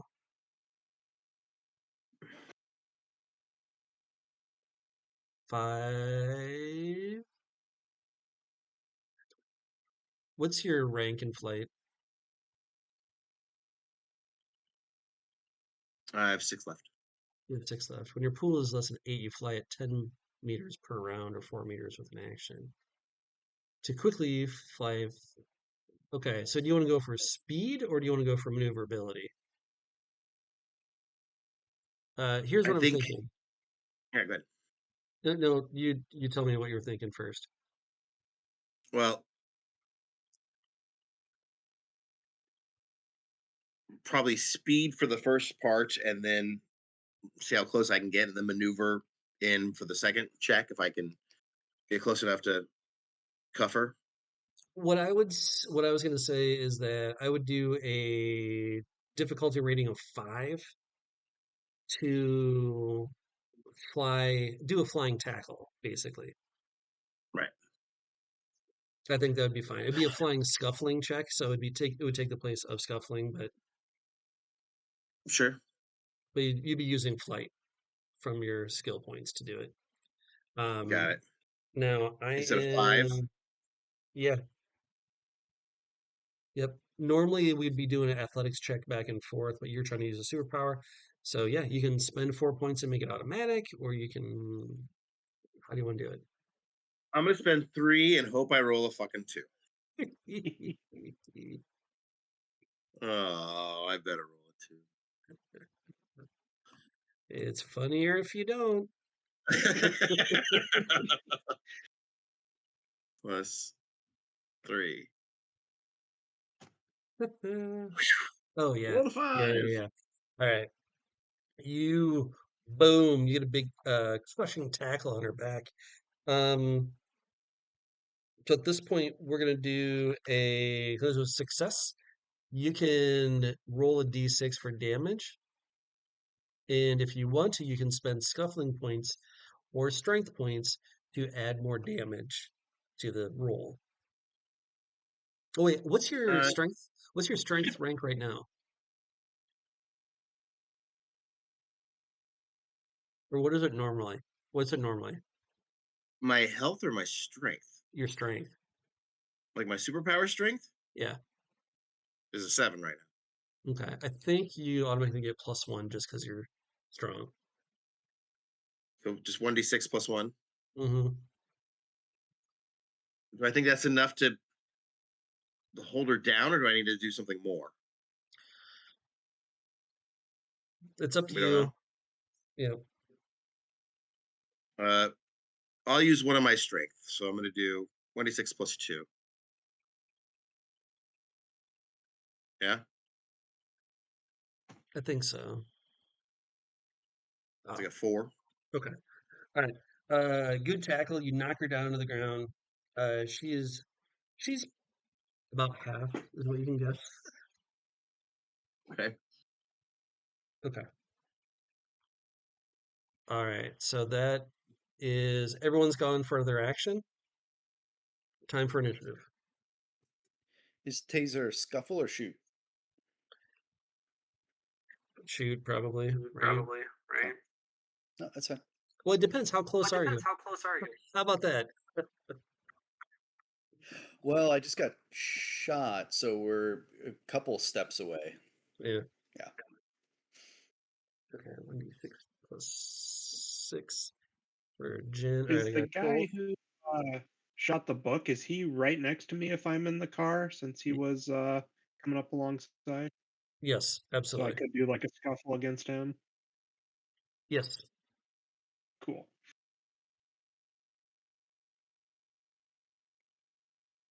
Oops, that's not how you write numbers. Oh, just so you know, tasers. I was looking at tasers. They are not used by HCIU officers because of some heart attack events that occurred. Oh, that's Oh, right. That's how they. That's right. That's how they got rid of it. Yep. Hi, Sally. Hi, Sally. How does that work? eat all the miniatures, Sally. I like 3D printed miniatures the best. She was just scratching at the door. I had to bring her down to see. Nobody's here. It's just me, dummy. You're not missing anything. Yeah. Oh. All right. I got a 13 for my initiative. Jared, what am I rolling now for? Do you think? Am I still doing flight? Well, no, at this point it'd be scuffling, I think. Okay. No, you've tackled her to the ground. Basically, what flight did is that it just got rid of the chase scenario. I just full on tackled her. All right. So looks like the book is going to go first, it looks like. Yeah. So Yeah, now, book's gonna. if you Books. want I gotta pull my to, gun. Yeah, I'm gonna pull my gun. okay. Yeah, because he can shoot me again, and I'm dead if he does that. So yeah. I don't know what Hound's gonna planning. So yeah, I gotta shoot him. Okay. You only need a 3 to hit. All right.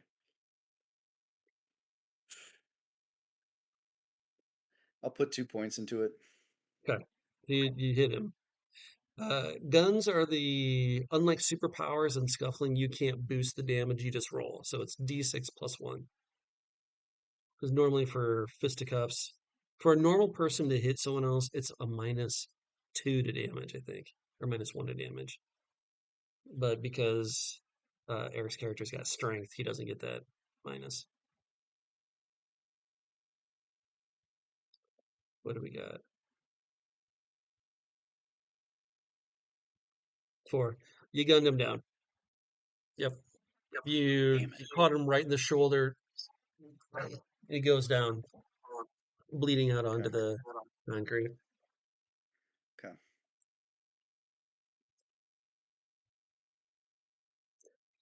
Okay, so now I got high horse. Um, hmm, I don't know what I do. I think I probably try and protect Genesis Jackson, I think, but I am totally angry and mad at the world at this point. Um, you just shot someone, but you're on the other side of the car. You ran over someone. What do you guys think? I'd probably try and shoot. Depends on what she did to him. Yeah. Yeah, I don't. If it was aggression, would aggression use distance attacks, or would it like? Is Well, that the nuance of? I'm gonna use the thing I do the most damage with, which is gonna be a superpower for sure. But now it's Yeah. who I use it on is my Well, if question. he's not thinking logically, he's probably just going to target who he's looking at right now, which is probably either going to be me in the car or, the book who just shot someone. But I imagine he can't see the book that well. He's probably going to shoot the car. Yeah, I think I'm probably gonna shoot the car. You're on the other side of the car, so I'm gonna try and shoot through it. You're driving the car, you knock someone down. That's what I'm gonna go for. All right. I'm at a -2 to hit you, but that's no big deal. I've got a lot of points to spend. Hey, it hit. So now I'm gonna do 1d6 plus 2. Dang it. All right. The side of the car crumbles in on that door side, shattering glass into getting you cuts across the face as you take some blunt trauma to your shoulder, take 3 points of damage. Okay. All right. Now, my guys. Oh, no, I got Genesis. And she is at a 12. Is anyone going before 12? All right. She's just going to try and headbutt you. What's your athletics? I have one left. Okay, so she only needs a 3 to hit. The thing is, she's not really built for hand to hand, but she's going to do her best, so she'll spend 2 to make an automatic hit. Hey, she hits. Okay. And then I'm going to do 1d6.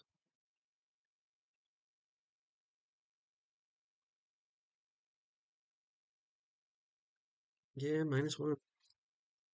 I'm going to do 1 point of damage to you as she headbutts you. That's out of my health pool, yes? Yep, out of your health pool. That smushes your nose a little bit to the left. All right. Now, the guy that was hit by the car who's only left, his initiative is 1. So you guys can check down. The book is already gone. We've got the Hound in Brickhouse left. Yeah, I'm at 8. What were you at, I have a Brick? 9.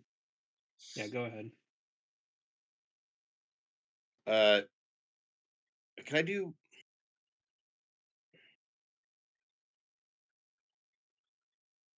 She's not cuffed yet, correct? She's not cuffed. No, you knocked her down, but you need a second person there to the cuff, or spend a lot of points to do it on your own. Yeah. Um, I want to knock her out, right? Like some dual damage. Yeah, which automatically happens unless you're using a gun or electricity or a car, right? You can always choose the damage not to be lethal. All right, then I just want to try to knock her out. Okay. All right. So her athletics at this point is below an 8, so you only need a 3 to hit. So you start there. All It would right. be a scuffling check, but you can supplement all of those checks with strength. And I need 4. No, 3. You only need a 3. I need 3.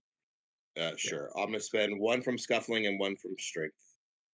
Okay. All right. So you automatically punch her.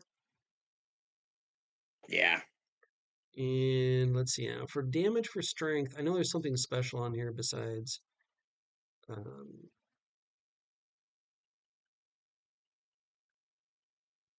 okay, your modified damage when fighting an unarmed is +1 for every 4 points in your strength pool. So what's left in your strength pool right now? 5. Okay, so you have naturally you do d6 plus 1. Um, you can increase the damage by another +1 by spending 2 more strength points if you want to. No, let's do what I did. So I just Okay, good. essentially get 1 more than I needed, right? With the strength, it gives me a +1, so I had that much left over. No, you just get a d6 plus 1 when you do damage. For normal people who throw a punch, it's d6 minus 1. Ah, But because you have the strength superpower, you get bonuses to hand-to-hand fighting. okay.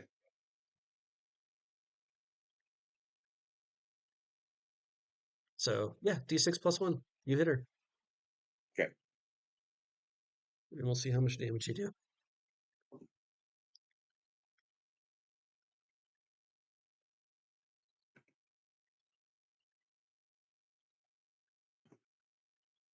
Just 2. Oh, All right. At this point, I'm going to say the guy that you hit with the car is going to try and roll on the floor, on the concrete there, grabbing at his ankle that you ran over. What would you like to do with the hound? okay, so he doesn't look like he's going to be attacking us. No, he's dropped his gun at this point. High Roller, however, is he's gonna bend down. He's gonna pick up one of the baseball bats that was dropped. Okay. I had rolled for scuffle, but my scuffling target is now a corpse. So can I do something else then? Yes, absolutely. You can change your action. Okay. Oh boy.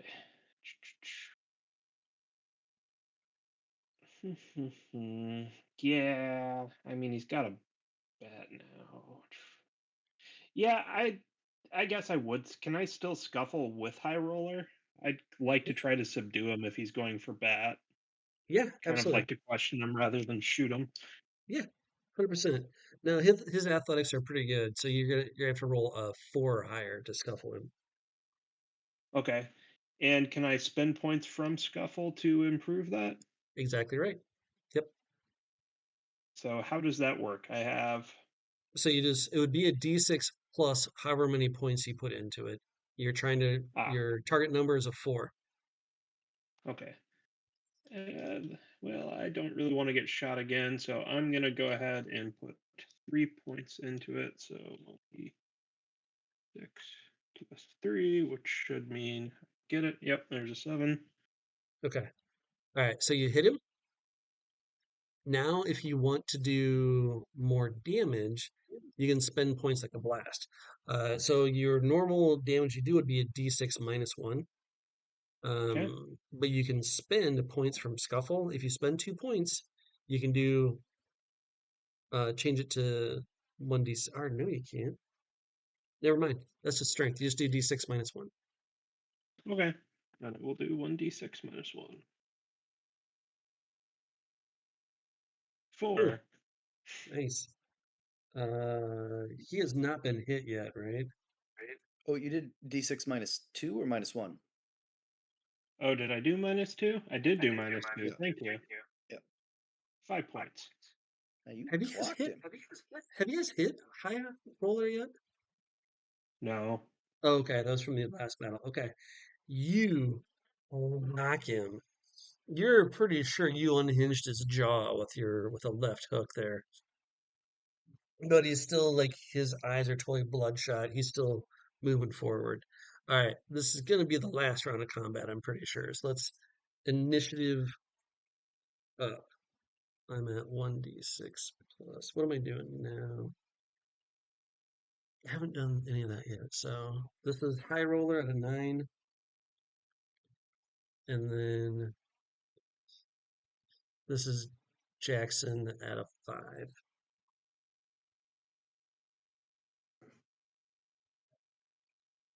So my highest is 9. Where's I have let's 11. see, 11. Anyone higher than 11? Nope. All right, Brickhouse. What are you gonna do? How's she looking? Uh, she she's still got um plenty of fight left in her.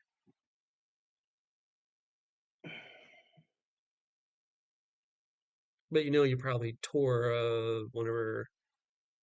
You probably cracked some ribs when you Okay. tackled her. Hi, Leo. Can I try to choke her out? Like strangle her?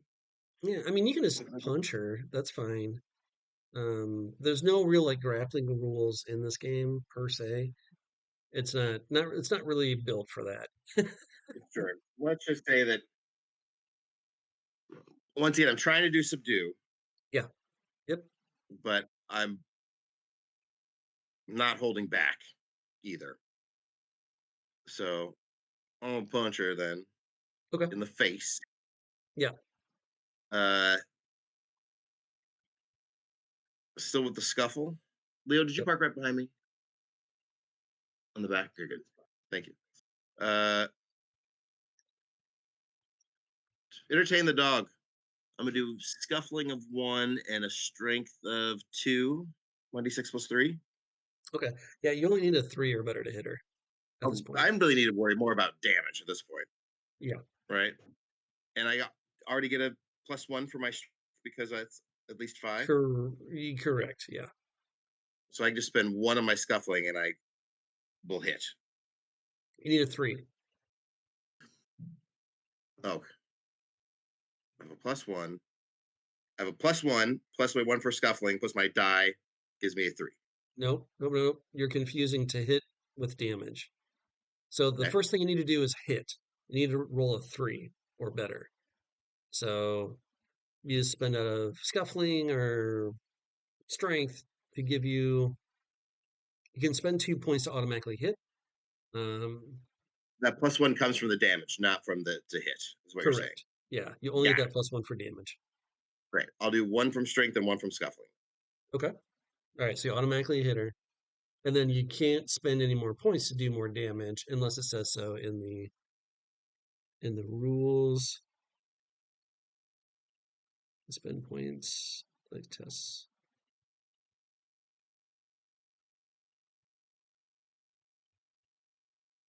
Throw person, stop incoming. Yeah, your bonus is automatically calculated into whatever your rank is. So you just do 1d6 plus 1. That's it. There's no more bonuses you can put on there for your superpower. Okay. 5. Yep. And you crack her one and put her in to get her to knocked out. You now have her you have her subdued at this point. Okay. Okay. I was at a 9. Anyone else better than a 9? All right. High horse. I'm gonna scuffle the hound. I'm gonna spend the 2 points to automatically hit. And then I'm just 1d6 minus 1. Or no, I got a baseball bat. Never mind. It's 1d6. It'll do 4 points of damage as I crack you in the ribs. That pops me to -1. Okay, I broke a rib for sure. You're still standing. You can still do everything just fine at this point. If you go below -5, then we're start talking about more internal organ damage, stuff like that, like broken arms, legs, stuff like that. Okay, who's next? I think I am with a 7. The book. What do you got? Where the heck do I go? I'm You're at 6. I'm at 6. 6. Okay. Yep. There you go. I'm gonna check the guy just shot. Is he down? Does he need to be stabilized? He's dead. Oh shit, dead, huh? Okay. Well, shit. Hound, what are you doing again? Well, right now I'm scuffling and getting the crap beat out of me by high roller. What's his High name? roller. Shit. All right. I'll close up with him, and I'm gonna go later. Then I was thinking that guy. I was gonna use medic on him, but oh no, my scuffling's the same. Can I switch actions like that? Yes. Yep. Absolutely. Okay. In that case, I go at the exact same time. I'm gonna go scuffle him, and I'll spend 2 points to make sure I hit him. Okay. Now it's high roller, so you need a 4 to hit high roller. Oh shit. But I can't spend points to up my damage. Correct. Okay, in that case, I'll spend 3 points just to make sure I hit him. Okay. D6 -1.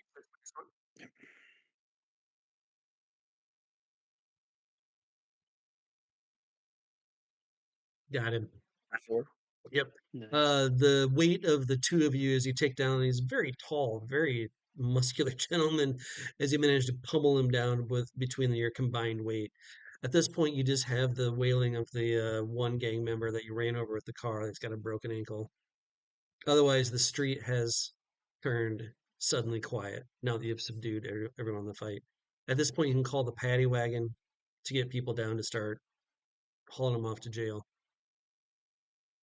The book, you're going to have a lot of paperwork to have written out. Now, before the paddy wagon gets there, you can cuff everyone. You can have a few moments to talk if you want to. You can wake up either High Roller or Janice Jackson if you want to. How hurt are you both? I'm at -1 of 6. Okay. Or I'll burn some medic points on you then. I can burn, what is it, 2 points for every 1 medic I use? Yep, exactly right. All right. I'll put 2 medics on you, bring you up to 3. Nice, thanks. How bad are you hurt, Brickhouse? I'm not.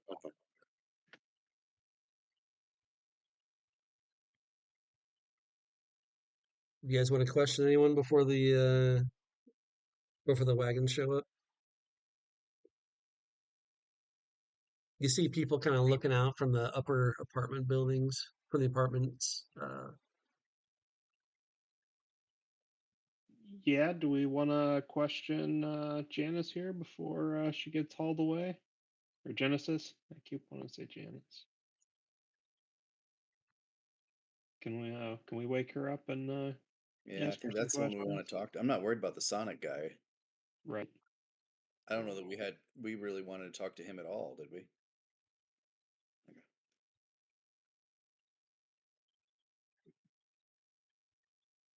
Okay. You kind of slap around a little bit to bring her forth, and you see Jackson's violet eyes uh, just normally burn with a defiance. There's darting nervously back and forth between each of you. Every car that goes by that backfires, or a siren that goes off, puts her noticeably on edge. Her pierced nose and eyebrows and lip have all a connecting chain. She goes like, "What? Look, hey, I know my rights. I know my rights. I want my lawyer. I want my lawyer. Okay.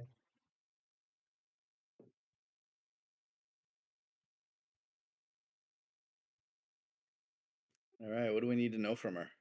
That's the big Uh, question. Right? And I'm all gonna need we've some really got skills here to. is we think that she enraged Vic to uh, attack the only good mutants. That's like basically all we had, and then they went full out lethal on us, which at this point is probably the far larger crime of the two. So, Okay. So you say like we know. Tell it to me one more time. yeah, we'll just ask her, why did you send Vic to kill the only good mutants? And just like state it straight up as we know, and just see what she does. Uh, look. I hey, um, here's what I can do. Give me protection. Give me protection, and and I'll talk. I'll help you guys out. Okay. Look, Yeah, you just tried to kill 3 cops. I look. don't I know don't that this is going the way you think it is. look. I don't know if you guys are good. I don't know what's going on. Look, I saw Mr. Nobody. Okay. I'm not going out like that. You give me protection. Give me protection. Do we know what she's talking about? Who's Mr. Nobody? Does anyone have criminology or pop culture? I have criminology. Same. Well, eh, I mean, Mr. Nobody, it's not like a real person, right? It's the sort of thing that like there's these Okay. rumors or how it works of like gangs getting wiped out, and if anyone needs to get blamed for it, they say it's Mr. Nobody that takes care of these sort of things. It's like a I don't know, it's a ghost story more than anything else out on the streets.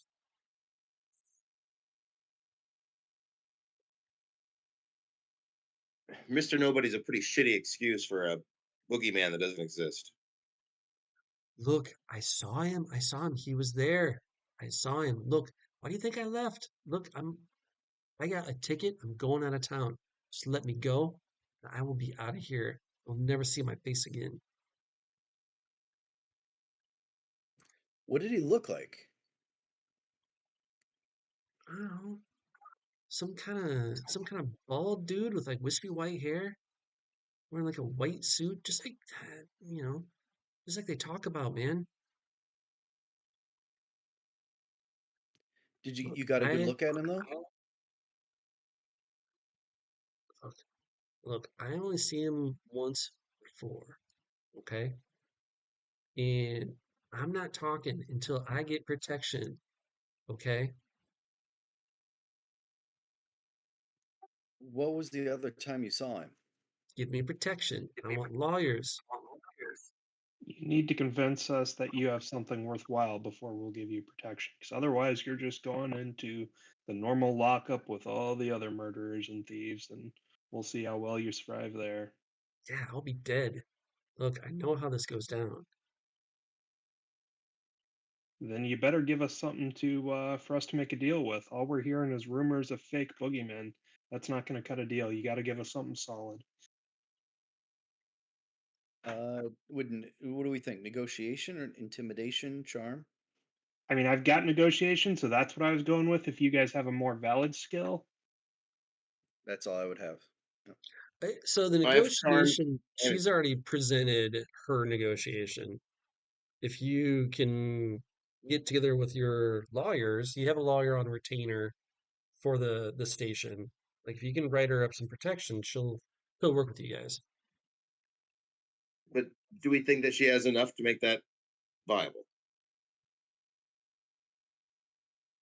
so yeah, that's what I'd like now is to know if she has something valuable before any sort of deal. Because right now she's not really giving us much to go on. I mean, she thinks she does. I want to use charm and say, I believe you.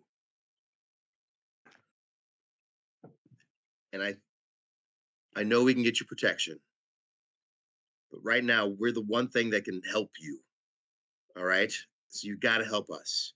If you just give us something that we can go on with Mr. Nobody, by the time we get ready for negotiations, you're going to be that much better off. We want to help you, even after all this bullshit. Let us help you. Give us something. I mean, look. It's clear that she is legitimately terrified for her life, but she's not afraid about going to prison. She admits, she freely admits that she went to the concert to not necessarily to kill Goose Wilson, but she wanted to get a scare into him, right? For sure.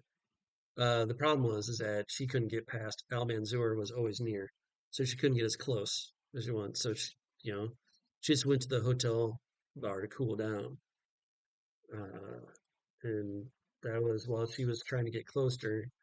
Um, Before, like after the concert ended, when she was trying to get close, that's when she saw Mr. Nobody.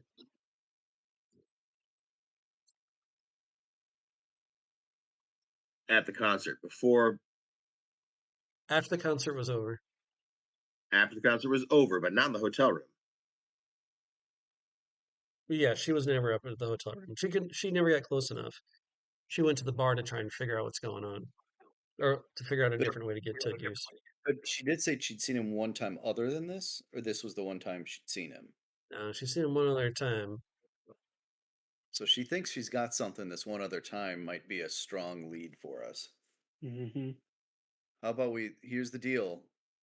We'll get you we'll protect you, but if you're screwing us, but the protection deal's off. Mm-hmm. Right? If you saw him at the mall drinking a slushy, your ass Yeah. is going in jail, and we're telling everyone you're Mrs. Nobody. You got it? No, Hey, not gonna, I'm sure she has something better than that, right? She's all not right. going to fuck us up. Don't screw So us. And we'll get you protection. Let's get her in the car and get her out of here before she gets in trouble. okay, you can get her in the car. She refused to say anything more until she gets something written down, right? And you get back to the station. You gotta try and sell this to Sergeant Barnes. How are you gonna present it to her? What skills do you want to use? I need to go get Rachel from the Okay, airport. yeah, this is a good place to stop. Yeah, this is a great place to stop. If you guys want to keep going, that's fine, but I got to go. Yeah, it's getting late for Right me as on. well. Okay. If you guys want to hold on for just a second, Eric, bye. Say hi to Rachel and give her a big hug from all of us. No, I that's will weird. see. Just from you. That's too weird. I'll give lots of hugs. We'll spread the love. That's no problem. See if I'll. Good night, Eric. You know what? You guys are probably right. I should probably wait to reveal it. Let's get the paperwork done. It's a good thing. It's a good cliffhanger to end on. And it also sets up, we've got some great leads to go next. Obviously, this case is not getting solved anytime soon. Yeah. But you guys closed the Peeping Tom case. You followed the clues and you booked Vic Wilson correctly, kind of, but that led you to Jackson, who you think is probably, once you cut a deal here, she will probably get away scot-free if you cut this deal anyway. Well, I don't know, like under protection, I don't know how scot-free that is, but it was good. Uh, I know this is really fresh in your mind right now. There's a lot going on. This is still play testing for me because I do want to sell this adventure as a whole. Is there anything that's working or not working for you guys right now?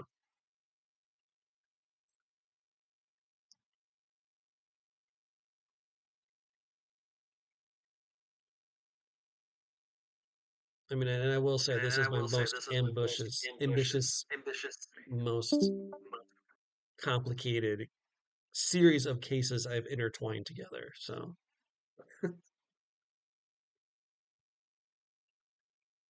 I'm it's not also the sure how most we could combat we've ever done approach in one this. shot. Yeah, two minor things. One thing is I don't know how we could have approached this in a way that would be less combative, but we also were like, shit, I guess we just roll up and ask them. So had we thought harder, we probably could have figured something else out. So I don't think there's any foul in the design there. Um, our lack of imagination is not a problem with the adventure.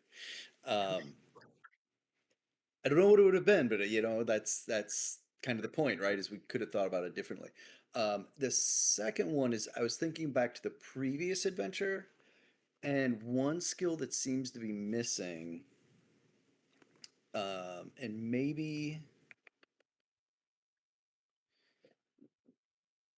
it's forensic, something to do with forensics, is the analysis of a crime scene.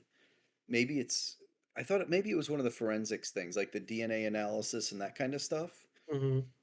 Um, like the analysis of like blood samples stuff. That one seemed like we were really trying to triangulate the analysis of like blood samples and that kind of thing. So maybe either we weren't understanding it correctly or there's sort of a gap in the skill set availability. Like trying to find out whose blood was there at the crime scene. Yeah, because we spent a lot of time being like, I guess we'll do this, and Mm, trying to figure out which skill match it. So maybe some clarity on which skill that is. So not for tonight's adventure, but thinking previously, previous. what seemed to have a gap. Okay, gotcha. If it makes it feel any better, this is in the first part of this campaign, this is the only for sure fight thing that I've written out with High Roller and Janice Jackson. If that makes it feel any better. With Zeb, that probably was going to be a fight, but not necessarily, depending how you approached it. Um, yeah. Okay. Yeah, What do you think, overall, Jordan? I've enjoyed it. I thought it's going fairly well. I like kind of the multiple angles of collecting different clues and piecing things together. That's been kind of fun so far. For me, but really, honestly, the only big hang up for me is I'm not super solid on the mechanics of the system, and that's because it's my second time playing. Like that's nothing with the scenario or anything. It's like I probably could be doing more with different skills. I just, as of this point in playing it, I don't think, oh yeah, I should definitely be using this skill more. It's a super useful skill.